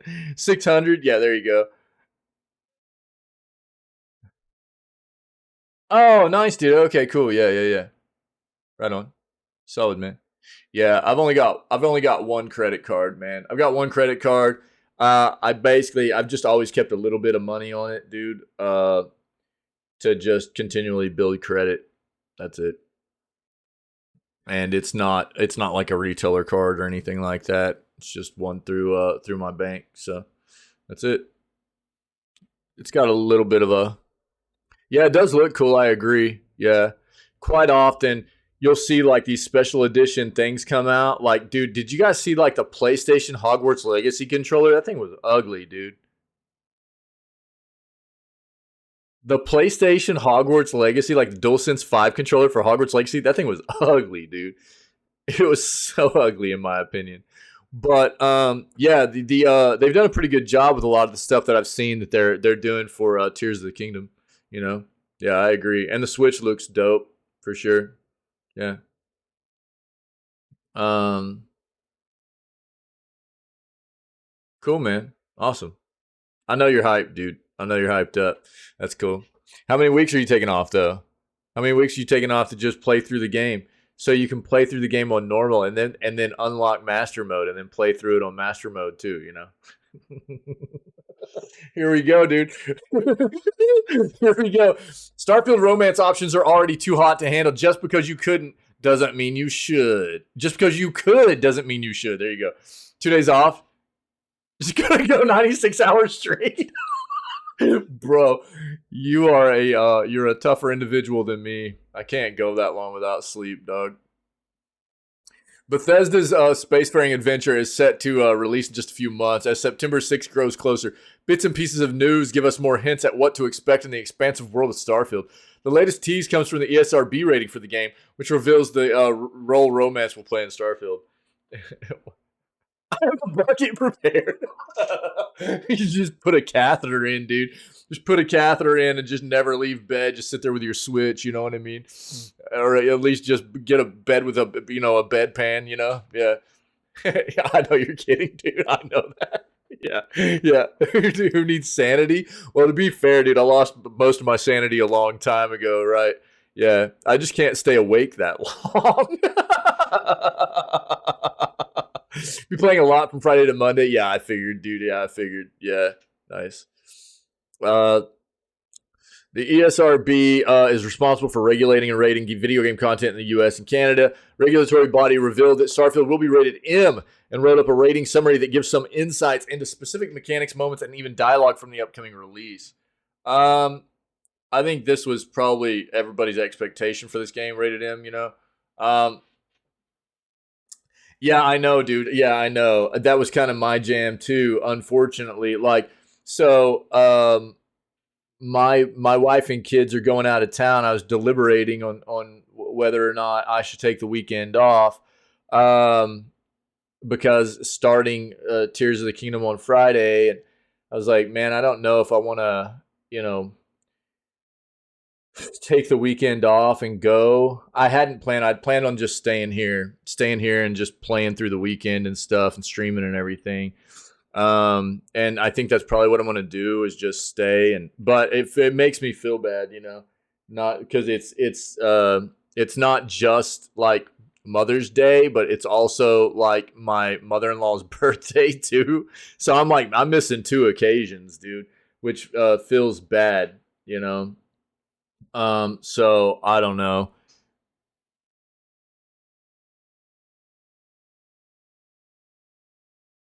Well, I'm just gonna try to focus on content. Look, I'm not gonna lie. It is gross to me to have difficulty levels, just basic difficulty, gate kept or paywalled. I don't agree with that. That's me, dude, I'm just not a fan of that as somebody who plays games on harder difficulty. A lot of people don't care because they don't play games, that way. I get that.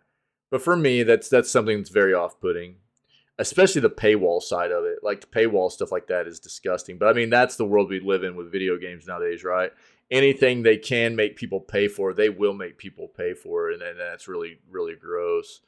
But I mean, I think my main thing is just trying to like raise awareness about it and give my point of view on those things too. I want to see things from everybody's side, and obviously, it's harder whenever you for the type of gamer that we each are, respectively. We each kind of have a little bit of a bias for all kinds of different things, right? Mithril, yeah. So I mean, yeah, I am disappointed that I'm not going to be able to experience that game on the hardest difficulty on launch. The thing is, because that there's going to be a harder difficulty. Everybody knows it, and whether it's going to be unlockable after beating the game the first time and gate kept that way, or also paywalled behind DLC, like buy the DLC and you can unlock master mode right away. That's gross too. So I don't know. For me, it just doesn't feel good that I won't be able to play the game on a difficulty level that fits my play style. That's really the thing, I don't know. But I'm going to try to not focus too much on that while I play the game. I will note that after I play through the game and I give my, reaction to the game and give my feedback during credits, and that I always do whenever I beat games. I will note that. Because I have, the fact that we already know that like they did it with Breath of the Wild, and they'll be doing it with Tears of the Kingdom too. It's just it's not something that I'm fond of. So I don't know, but I'm going to try to just not focus on that while I play the game. I'm going to try to just enjoy the content, and not think about that while I play. That's what I'm going to try to do. Yeah, we've seen a lot of stuff already about Nintendo and their takedowns and DMCA stuff, and yeah, it's kind of wild. I mean, it feels bad. I'm not gonna lie, it feels bad. I hate the fact that there's so many people that try to circumvent the process of promoting a healthy industry by doing things like leaks and putting the game out there to be pirated and stuff like that. I think it's different if you're talking about, historical gaming content that a lot of companies don't provide you anymore. Nintendo's terrible about it. But, new stuff, I'm not a fan of that. Yeah, leaks are bad, dude. They are. And the thing is, it really breaks down that relationship between us and the developer. We always want more information from the developer, and look, I don't think it's most of us that are doing it. There are a few. There's like a small percentage of the us as gamers that go to great lengths to do anything they can to get information that's not actually ready to be divulged by the developer, or they go to they do stupid things like use open lines of communication to attack a developer or threaten a developer, things like that. That's really, really, really damaging to the relationship between us and the developer. Not that the developers have done things to us too. They still do. With like terrible releases, hyping games up and feeding us trash content, and performance wise or content wise, whatever. I mean, there are bad things that happen on both sides, but I'm not a fan of the modern hardware and software being pirated or emulated and stuff. But I know a big reason why a lot of people also do it is because they've been duped so hard in the past. They're jaded. They don't feel like they should spend money anymore on games after we just constantly get feel like you have money stolen after you buy games and they're just trash, so it's a tough thing to really navigate through and through. But I don't know. It's not black and white. There's a lot of gray area to it that has to be sifted through and sorted out. Both sides need to do better, in my opinion. Us as, the consumer and video game enthusiasts, we need to be more chill about what's going on with developers, give them time to do what they need to do, and they'll give us content, they'll give us news and information when they're ready to give it to us. People need to chill out on that front. At the same time, developers need to do better. They need to quit releasing trash and marketing it as good stuff whenever it's just balls. It's bad. There's a lot of bad stuff. One of the most exciting reveals is that Starfield will indeed feature sex and romance. That doesn't seem especially groundbreaking for Bethesda. No, Skyrim is especially beloved for its relationships, but for a while, it seemed like Starfield might buck that trend. When the Australian Classification Board, Mithril, released its own rating back in March, it categorized the amount of nudity in the game as very mild impact and sex as none at all. Imagine our disappointment. Oh, I like that highlight. I like that neon green highlight. I haven't, dude. I own Frostpunk, actually, and I've been wanting to play it. I own it. And, I knew 2 was coming also. Yeah, I know they are. What was the game that there was a lot of controversy because it was already out on like Steam and it was available in Australia. Oh, God, what was that game? And then it just got like pulled off of all the shelves and everything. It got pulled off of all platforms, all shelves. God, it's very popular on PC. I can't think of the name of it right now. But yeah, I know they are. Yeah. This is why, and it's because of that where for us here in like other or even most parts of the world, the reason we usually find out when games are getting released in the near future is because they'll get rated in certain parts of the world earlier than other parts of the world. You'll see ratings come out of places like Korea, Australia, Brazil. You'll see ratings come out of those areas before they'll come out of anywhere else more often than not.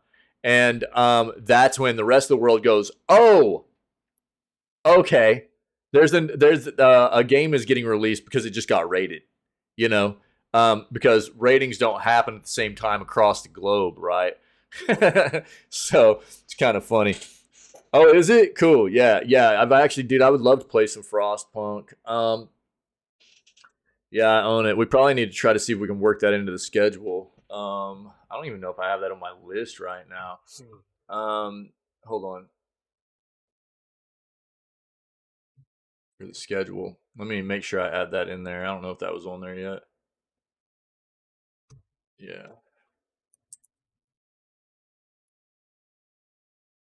Okay, cool.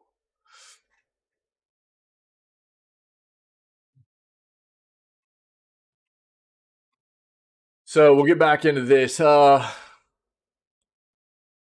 Thankfully, the ESRB rating summary notes the game contains some suggestive material in the dialogue after sharing a bed with characters. This realistically means the game will not involve anything graphic, but likely a tasteful fade to black. Will also be treated as some notably cheesy dialogue that comes after any special moments.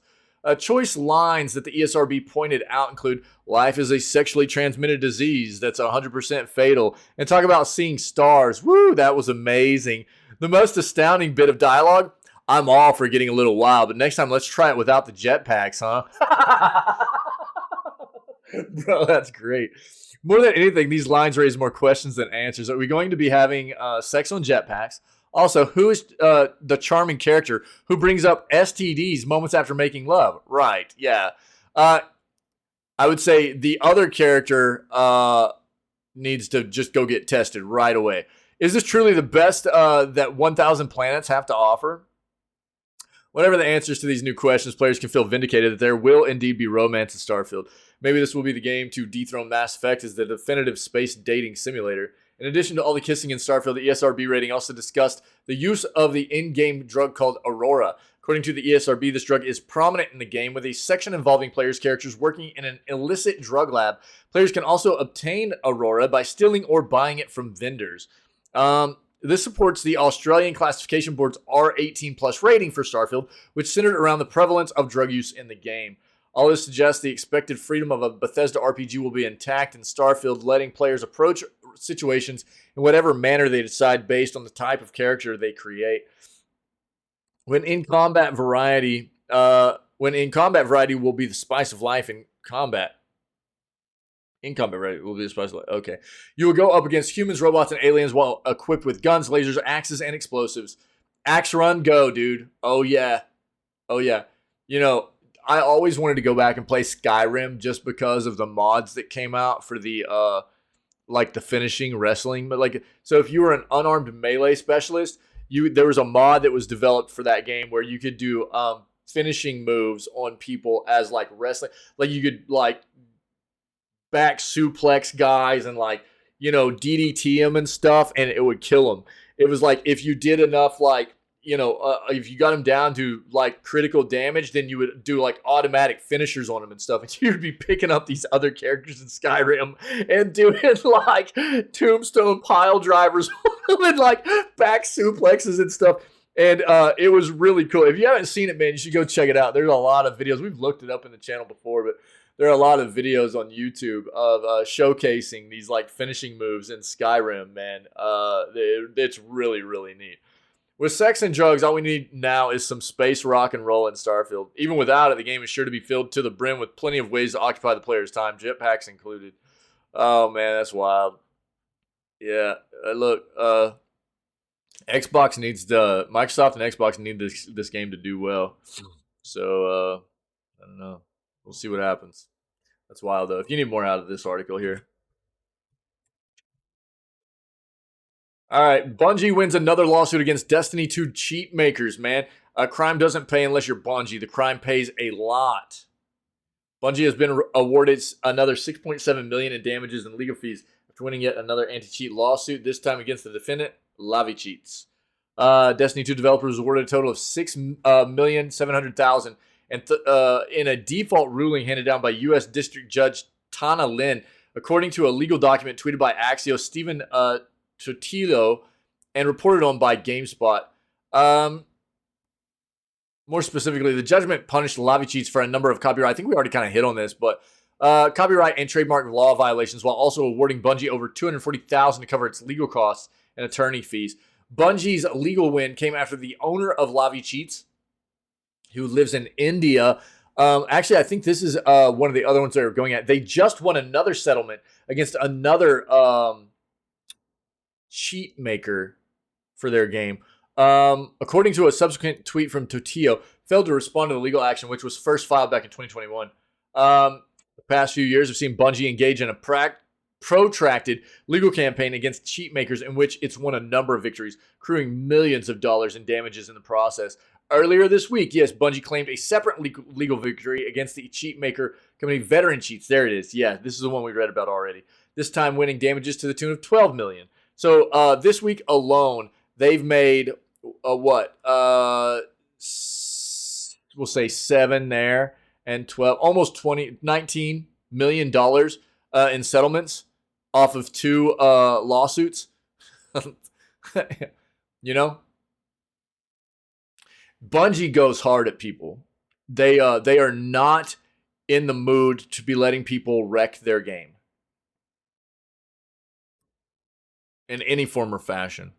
The company also recently revealed its tough new policy towards players who would use third-party peripherals to manipulate the Destiny 2 game client in order to gain an unfair advantage over other gamers, which would see it hand out restrictions and bans to offending players. Yeah, we've read about that stuff too. Bungie's not messing around, dude, at all. Yeah, well, here's Darkest Dungeon 2 1.0 launch on PC after 4 years of early access. The 1.0 version of the roguelike turn-based game is now available on Steam and Epic Games, yeah. Red Hook Studios announced that yesterday, the 1.0 release of Darkest Dungeon 2 is live following 4 years of early access. This version of the roguelike turn-based game is now available on Steam and Epic Games, with players' early access Epic Game Store save automatically migrating to Steam if they wish to play on that platform too. With the official release, players can expect 5 campaigns or confessions, each with their own boss and mechanics, as well as a roster of 12 heroes, including the recently revealed Flagellant. Flagellant. My bad. I'm such a pleb. All characters barring the mercenary bounty hunter, featuring 5-part backstories with interactive chapters, each of which features a persistent skill unlock.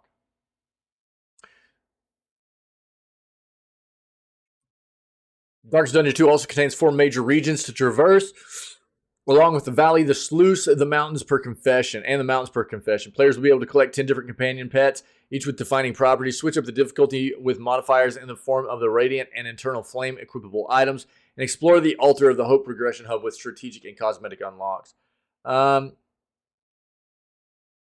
Yeah, Darkest Dungeon 2 originally launched in early access back in October 2021. You know, I remember there was so much hype around this game whenever it was releasing in early access. There was a lot of hype around it because obviously Darkest Dungeon, the first Darkest Dungeon, is iconic and notable, and I mean people still play it constantly. It's you know, but I think that a lot of people played Darkest Dungeon 2 originally, and I don't know how much it's evolved or anything, but they were just like, a lot of what I heard was it's okay, but it's nowhere near like what the original was from what a lot of the feedback I was diving into. But that was, I mean, I don't know how much it's evolved either. We can pull it up real quick and see what people are saying. Let's just do some Metacritic stuff.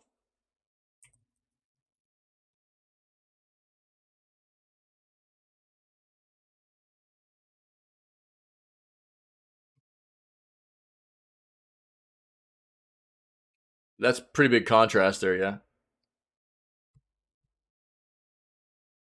So, of 24 critic reviews, it's got an 82, and of 11 user scores, it's got a 4.9. That's a pretty big difference.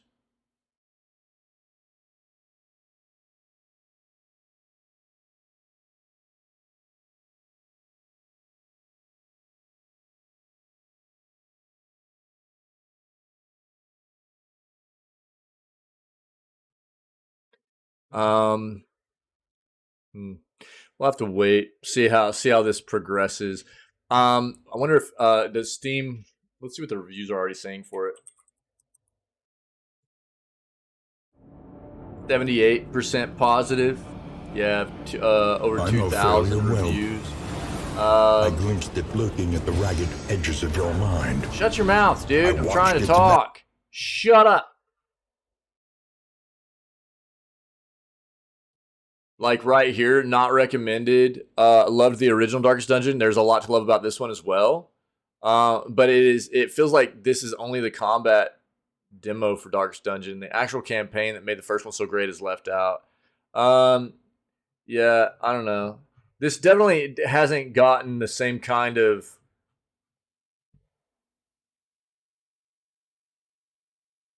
reception that the first one did, you know? You're talking over 2,000 reviews at this point at 78% positive. Again, I mean, that's a respectable, you know, rating. 7.8. 7.8's respectable.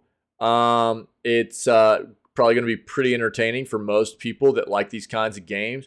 But is it the same as, like, let's look at Darkest, just the original, right? I mean, you're talking about a 91. You know, that's a pretty big difference in overall reception of a game. Over 108,000 reviews at this point at 91% positive. So I don't know if it's a game that you're interested in.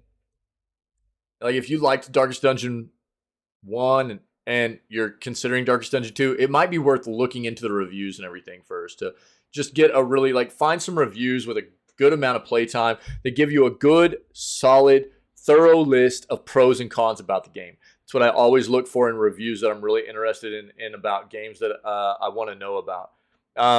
You know, you'll see reviews a lot where people have like an hour in the game, and not that sometimes that's not okay, or not that sometimes, you know, sometimes that's warranted, because there'll be games that come out that are trash that you can't even hardly play because the performance is so bad. So if somebody has an hour in that game and they can't hardly play the game because the performance is so bad, you know, those reviews are appropriate. But for games where you're really trying to get an idea of what the gameplay has to offer, probably looking for those reviews where somebody has a significant amount of gameplay time, hours into the game, and they can give you a solid look at both what they think is good and bad, and maybe a few different reviews of that nature, and comparing those give you a pretty good idea of what you're in for,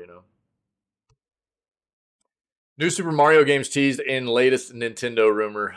This is probably just clickbait, but let's see here. Again, what I think is, I don't think we're that far away, really. I mean, I don't think it's like months, but probably within the next year, roughly, we'll probably have a new Nintendo console. I think they're probably ramping up production on games for that rather than games for Switch anymore. And that's why we're seeing not a whole lot of titles being touted for Switch release and stuff like that. But, I mean, I'm not positive on that front either. That's just kind of my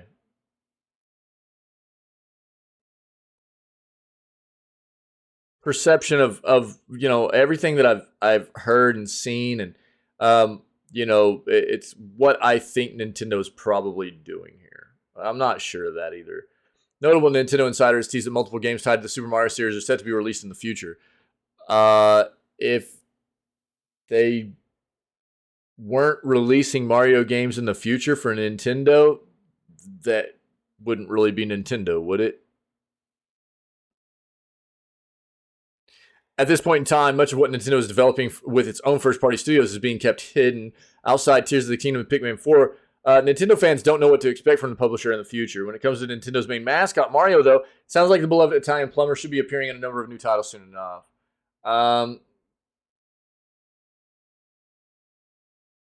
So Zippo, this individual, claims that a new 2D Super Mario game is in the pipeline. Will be releasing at some point down the road. No details yet, but previous reports and rumors in the past have stated similar info. Beyond this, it's also being said that a new Mario sports game is also set to be released and will likely be associated with baseball. In the same vein, a new Mario and Sonic as the Olympics Games title is also supposedly coming and will launch in tandem with the 2024 Summer Games. Lastly, and perhaps most notably, a remaster of the classic GameCube RPG Paper Mario Thousand Year Door is said to have been already finished and should potentially come to Switch soon enough. When are they going to get another game made like Super Mario RPG? That's the best Mario game that was ever made, dude. I'll stick by it. I don't care. Super Mario RPG was the best Mario game ever made. I'll stick by it, dude. Per usual, yeah, these are rumors, grain of salt here and everything. So I don't know. We'll see. We'll see.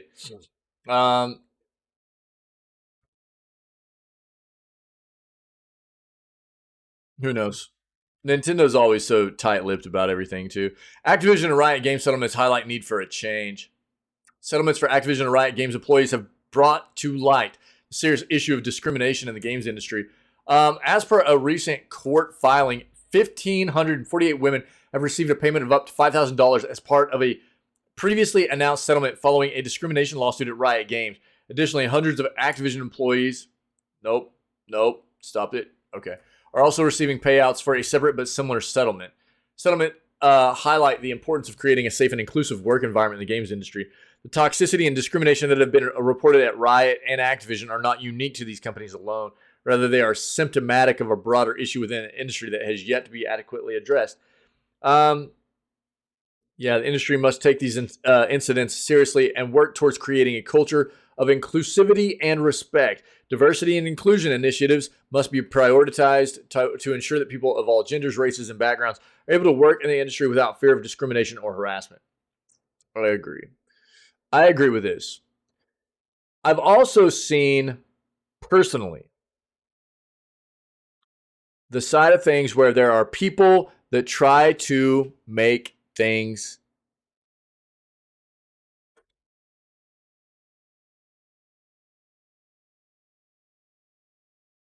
there are two sides to this. There's absolutely, no place for discrimination. workplaces need diversity. They need there shouldn't be any reason for preferential treatment for anybody within the workplace, no matter what. Based on I mean, humans are humans. That's the way it should go, right? Like, I mean, it doesn't matter. Nobody should get preferential treatment or be treated differently than anybody else for any reason, right? Absolutely. And businesses need to do better. There are also people that make that very, very hard because they try to project anything that happens in the workspace and the workplace as being discriminated against and being harassed, when really they are just crap workers.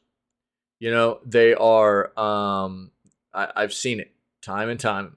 You know, there are these people, and it's a scary thing for a lot of people to deal with, because you get these people that also, you know, they don't do their job correctly. They don't work well with other people. They are basically like workplace Karens. And what happens is they start anytime anybody comes at them and goes, "You're not taking care of your job," or "You're not doing," you know, they try to turn it around and go, "I'm being harassed," you know, I'm being discriminated against. And there's a huge difference between making sure that your workplace is diverse and inclusive, and also trying to deal with people that present these kinds of issues. Kayla, what's up? Rough day. I'm sorry. It was another rough game for you guys, man. What's up, Kayla? How you doing? Hey, thanks. Yeah, appreciate it. I know it was a rough one for you guys, though. You know, I'm sorry. It's brutal, man. You guys have had a tough time holding down their offense, man. Man, yeah, I know it's tough. That's a tough one. It's brutal. All right, I won't talk about it. I'm sorry. It's good to see you, though. Happy Wednesday. So I absolutely agree. Obviously, there's been a terrible, culture within the gaming industry, but it's happened throughout business as a whole. You know, companies at the forefront of businesses, they need to make sure they're taking care of their people. And that means equal rights, inclusive, diverse workplaces. Every human is just everybody's on the same level. No, there shouldn't be any kind of preferential treatment. Nobody should be treated differently for any reason, right? But again, I've seen it, and there are people within the workplace that try to make issues out of things that aren't really an issue, because they aren't doing their job. And they don't want to, accept the fact that, or they want to project that onto, other issues or whatever. And that's a tough thing. So I don't know. I'm not going to read all. I'll let you guys read it. We've talked a lot about these kinds of bad culture, and I'm not downplaying the fact they're bad. There's been a lot of bad culture management, stuff that's gone on within these corporations, especially a lot of the big ones we've heard about already, Activision, Blizzard, stuff like that. Crunch culture, misogynistic kind of stuff, frat culture, harassment, you name it. There's just a ton of bad stuff that's gone on, right? So I'm not downplaying that. It does need to stop. There has to be very, very sound, management practices put into place for these companies moving forward to ensure that stuff does not happen again. It's got to stop. It's a good article. We're already pretty far into the news segment, and so I'm not going to read the whole thing. We've talked about this stuff a lot, though. It's there in chat if you need it. GTA 6 budget is reportedly between $1 to $2 billion US per a recent leak. So we had recently heard that maybe this game had broke the $1 billion mark, that threshold. But dude, $2 billion? A new GTA 6 leak has reportedly surfaced on the internet, disclosing an estimated budget of around $1 to $2 billion for the upcoming title in the Grand Theft Auto franchise. While the entire gaming community awaits official news from Rockstar about the game's release, new leaks are filling the long-standing void left by the gaming studio since September of last year. The budget leak was shared by numerous sources, including Dexerto Gaming, a well-known gaming media outlet. While Rockstar Games has not officially confirmed or refuted the rumor, major media outlets covering the story have convinced most fans that it is true.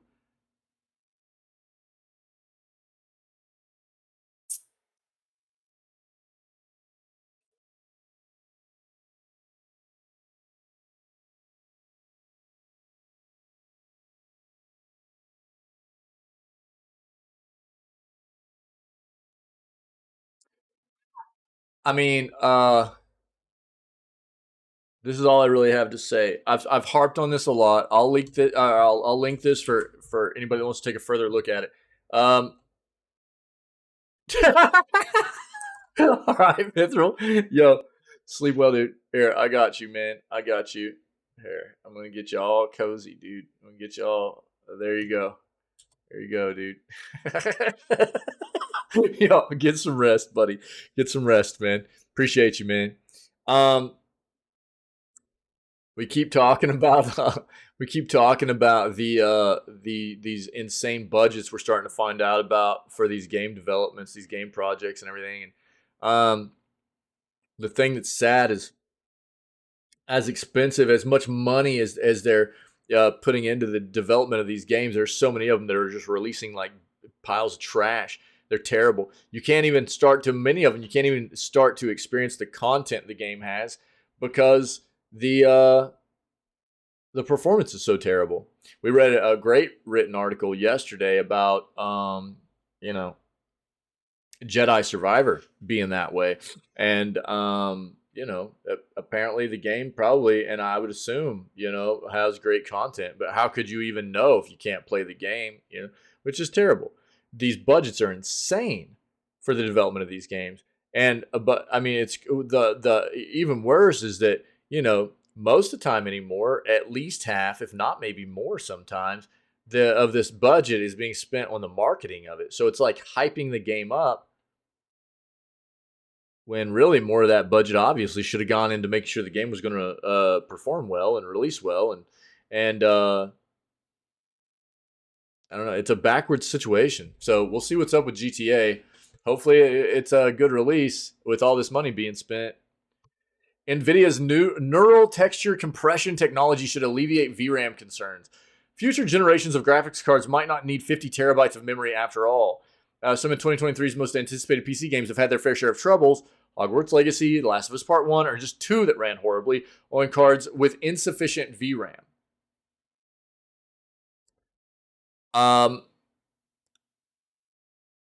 This is what's dumb. They want to blame it on a VRAM issue. They want to blame this on a VRAM issue, and I get where they're coming from, kind of, but at the same time, you're talking about games that don't run on the highest, best graphic hardware that you can buy. You're talking about games.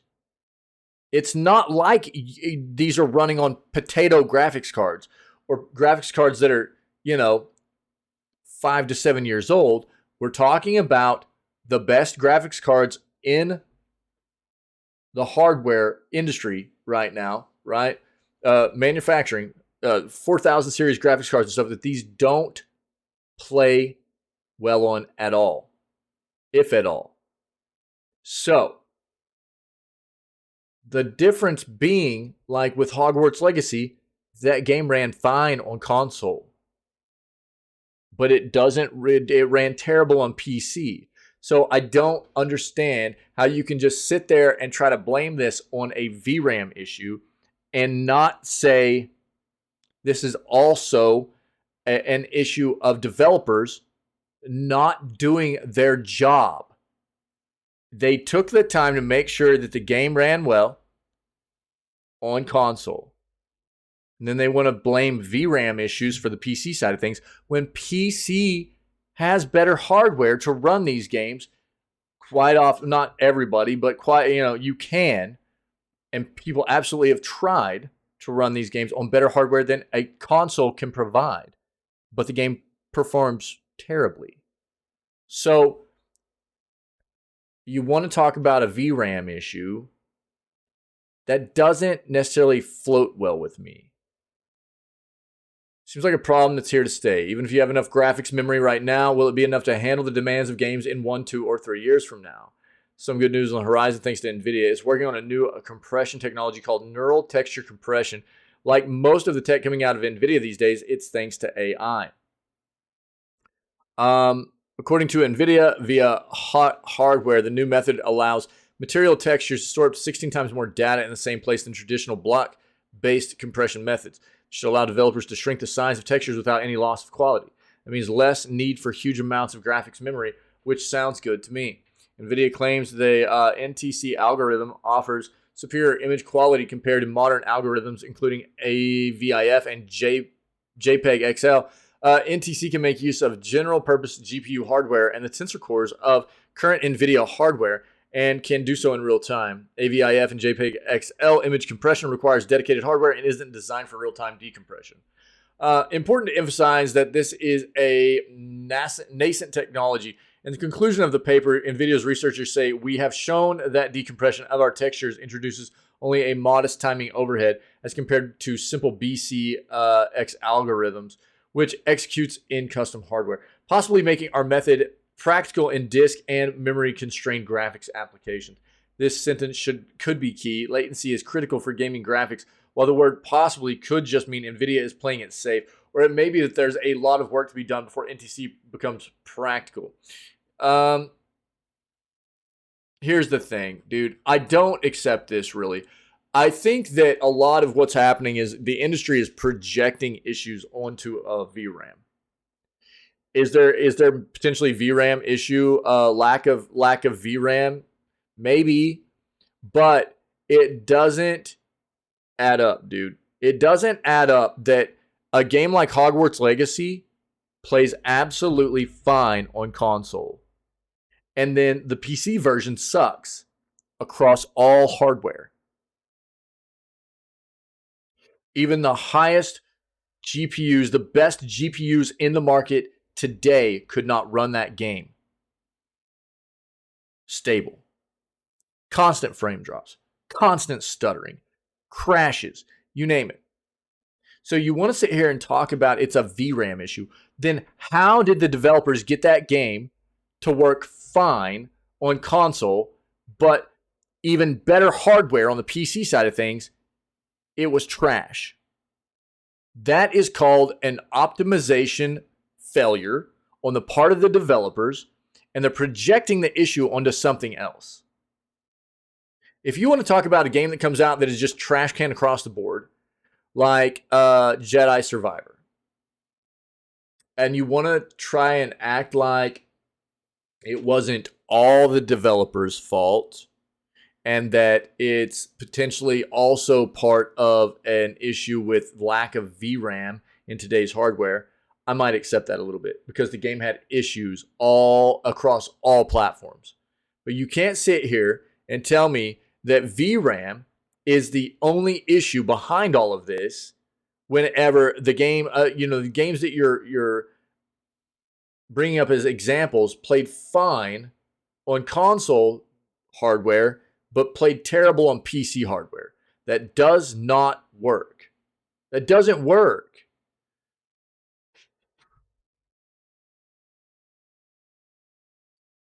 So sick of this, dude. I'm sick of it all being blamed on like a hardware issue. But the developers aren't getting like the flack either.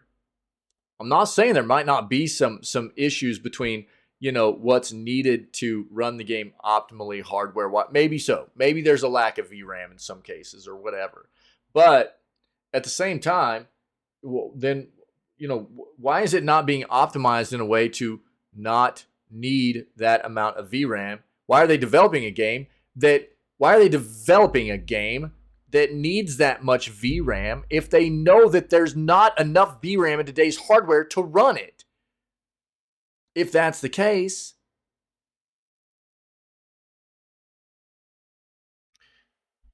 as far as I'm concerned, it all comes down to the developer doing a terrible job. They're not optimizing the game to make sure it runs and performs well on the platforms it's being released on. And I keep getting these articles that come out that project it as just a hardware issue. That's not it, dude. That's not it. Random mode time. Ooh. Get me jacked up. Yo, I'm not going to read all this, but Hogwarts Legacy made $1 billion for Warner Brothers despite attempted boycotts. The reason I brought this up is because, like we were just talking about, this is a game that did well on console, played well on console, and it was pretty bad on PC, even though they still made a ton of money on PC from it too. What I want to start seeing is not just what they, like, are they talking about made over what they invested? Are we talking profit margins? Are we just talking about what they've made all together since its release? How much it's made on sales? You know, this is what I want to know. And most of the time they don't give you that information. What was put into the game on the front end as part of the development? You know, overall, what was spent on development and marketing for this game? And then what has it made so far? And this game is going to continue to make money, right? They've already hit 15 million copies sold overall, 1 billion in sales.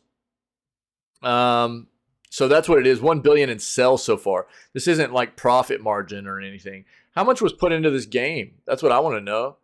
With this becoming such a prominent topic in the industry right now, of like what budget is for games, you know, I want to know how much they spent on making this. So we know that they've grossed 1 billion on sales right now, but that's not profit either. So that's what I want to see. They're going to continue to make money off this game too, though. Studio behind Pokemon is making a brand new action-adventure game. Game Freak, the developer behind the popular Pokemon series, announced it is working on a new action-adventure game codenamed Project Bloom. The game will be published by Pirate Division, a subsidiary of Take-Two that brought us games like The Outer Worlds, Ollie Ollie World, and Kerbal Space Program 2. This is the first time Game Freak has partnered with a North American publisher during the development of one of its games. Either self-published or worked with companies like Nintendo or Sega in the past. On Private Division's end, this is simply the latest in a long string of publishing deals made with developers like Ori and Blind Forest Moon Studios and Silent Hill 2 Remake's Bloober Team. Interesting.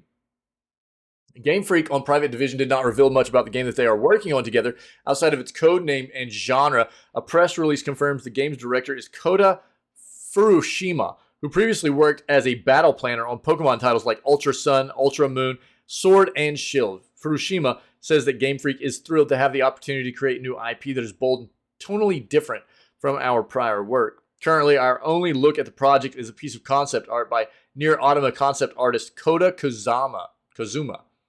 Oh, nice. Project Bloom's concept art shows someone who appears to be a Ronin standing in a river in front of a large tree in a luscious green forest filled with fireflies. It's a beautiful piece of art. Looks closer to games like Monster Hunter and Ghost of Tsushima than anything in Game Freak's Pokemon games. We'll have to wait a while to find out more about the game, though. Yeah. Okay. Neat. This next article I had up was kind of, I think, about the same kind of stuff. My new favorite game. Yeah. I think the game's going to have good content. I don't expect to dislike the game. I wasn't as blown away by Breath of the Wild as a lot of people were, I don't think. But Breath of the Wild was very good. I kind of expect the same thing from Tears of the Kingdom. There are so many people that, you know, I know you're trolling me a little bit. But I expect to enjoy the content a lot. But it'll be good. It won't be hard enough. It won't be hard enough.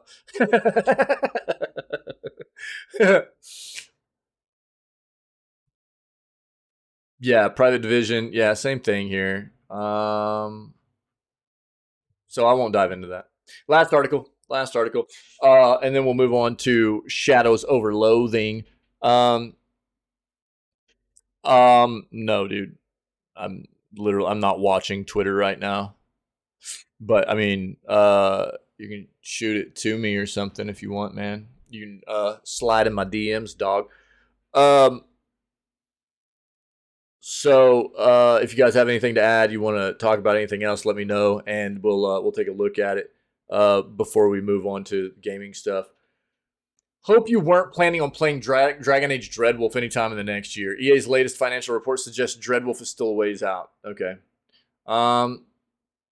Although we can all sit in eager anticipation for bangers like Super Mega Baseball 4, Immortals of Avium, which is Call of Duty, Magic Call of Duty, and a new Madden, it looks like you're going to have to wait even longer for Return to Thetis. EA is just keeping it off the financial report docket for marketing reasons. Doesn't seem like they're keeping it off financial report docket for marketing reasons either. Company explicitly points out that it has 2 unannounced games, a racing title and an EA Sports title, set for release in the next financial year too. So unless Dreadwolf has undergone a dramatic genre shift, it just isn't there. Disappointing, but not exactly surprised. Look, I mean, I think people just need to chill.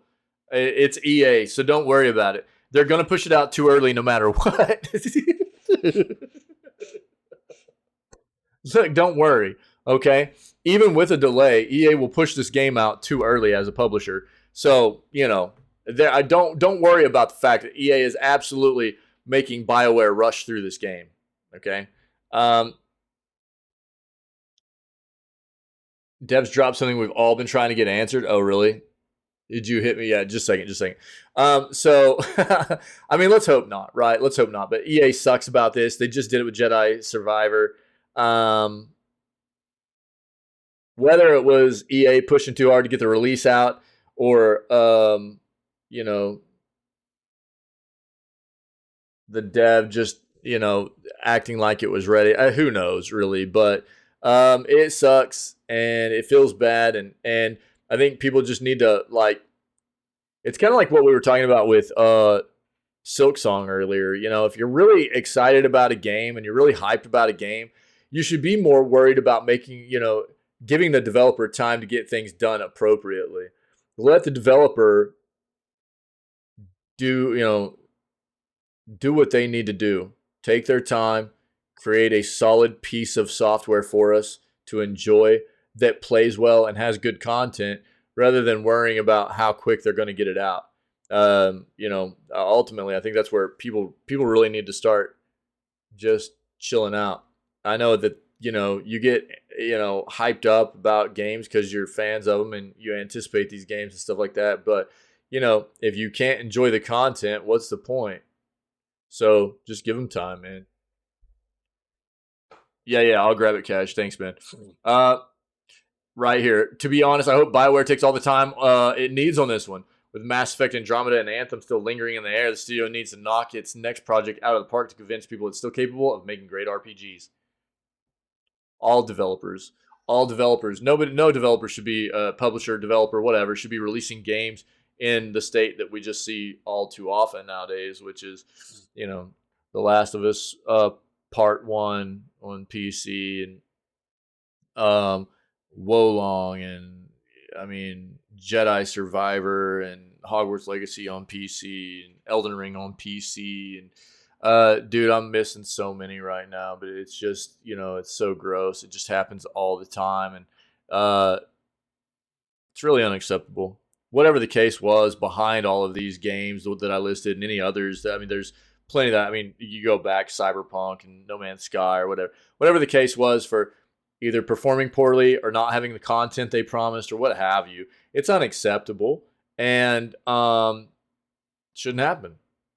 Just shouldn't happen. So they need to take their time. They need to make sure that they're bringing quality content to the table for us. And that's all there is really to that, Let me grab this. Thanks, Cash. Let me grab this real quick.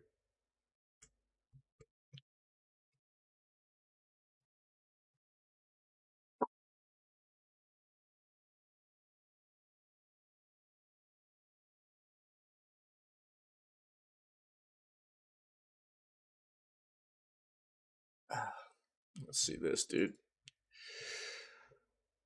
The dungeons are huge and each carry their own regional look and feel.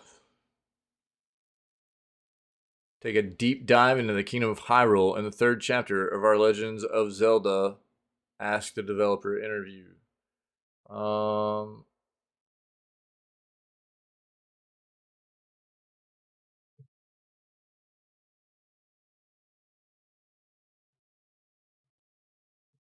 Let's see. Cool. Nice. That's neat. Yeah. I still don't see anything about Master Mode, though, dude. Sorry. I gotta stop. Thanks, dude. Yeah. Dungeons and they're all gonna have like their own like respective vibe as far as like what biome they're in and everything. Apparently, right? Yeah, which is cool. That'll be neat. That'll be pretty cool. Look at Link's arm, dog. That's pretty dope. I love that. It's pretty cool. Yeah, I'm not I'm avoiding a lot of Tears of the Kingdom stuff because I don't want to be spoiled. So that's as much as I want to see and know. Yeah. So that's pretty cool. I appreciate it, man. That's neat. It's very neat. I think the game's gonna be good, dude. I think the game's going to be very good. I mean, I think it'll be on par with Breath of the Wild, really. I think it'll be on par with that. The fusion stuff might actually make it a little bit better. I think that's going to alleviate a lot of my concerns that I had with some of the gameplay mechanics as far as having to, it felt a bit janky just with, some of the two-handed weapon stuff as opposed to like just single weapon and shield stuff previously. And I think that the fuse system is really going to fix a lot of that. Well, yeah. I know. I just a lot of stuff it can just accidentally happen, right? It can just accidentally happen. So most games that I'm planning on playing, I don't look for a lot of info. I don't do the social media thing much because I don't want to hear what people are saying. I don't want to know because there's already been a bunch of content that's been leaked out, right? Whether it be the art book stuff or it be the actual game that's been out already, what have you. You know what I mean? So I just stay away from a lot of it. I just stay away from almost anything that has to do with the games I'm planning on playing because almost every game that has any hype around it gets info in some form or fashion leaked about it beforehand. And so quite often I stay away from it. And I advise other people to do the same if they are worried about spoilers and things like that because it's just too easy. It's just too easy. Yeah, I understand that. Yeah, for sure. I understand that. Yeah. And I appreciate this. That's very cool. Thanks, man. Pretty neat. That's the Jam-a-Lam, dude. That's the news for today. Good stuff, man. Good stuff. Let's get some tunes going, baby. Let's go. Nice. Yeah. Oh, man. Yo, appreciate you guys. Good news segment as always. We're going to go play some Shadows Over Loathing. I don't know if anybody's checking out this or any of the other content we have out there, man, on the Twitch channel or the YouTube channel. We got all kinds of clips from other video gaming news segments for pertinent stuff going on in the industry, or just playthroughs from games that we've done, or just funny clips and highlights, man. So go check that stuff out. And if you're enjoying it, man, come try to hang out with us when we go live. We're live at 6 a.m. CST every single day. Always start off with video gaming news before we dive into whatever gaming content we have planned for the rest of the day. Got a cool community of amazing people here. We'd love to have more awesome people come be a part of what we do. So other than that, stay healthy, stay safe, be kind to one another. Happy Wednesday. Go Stars. And we will catch everybody tomorrow for May 11th edition of Video Gaming News. Cool?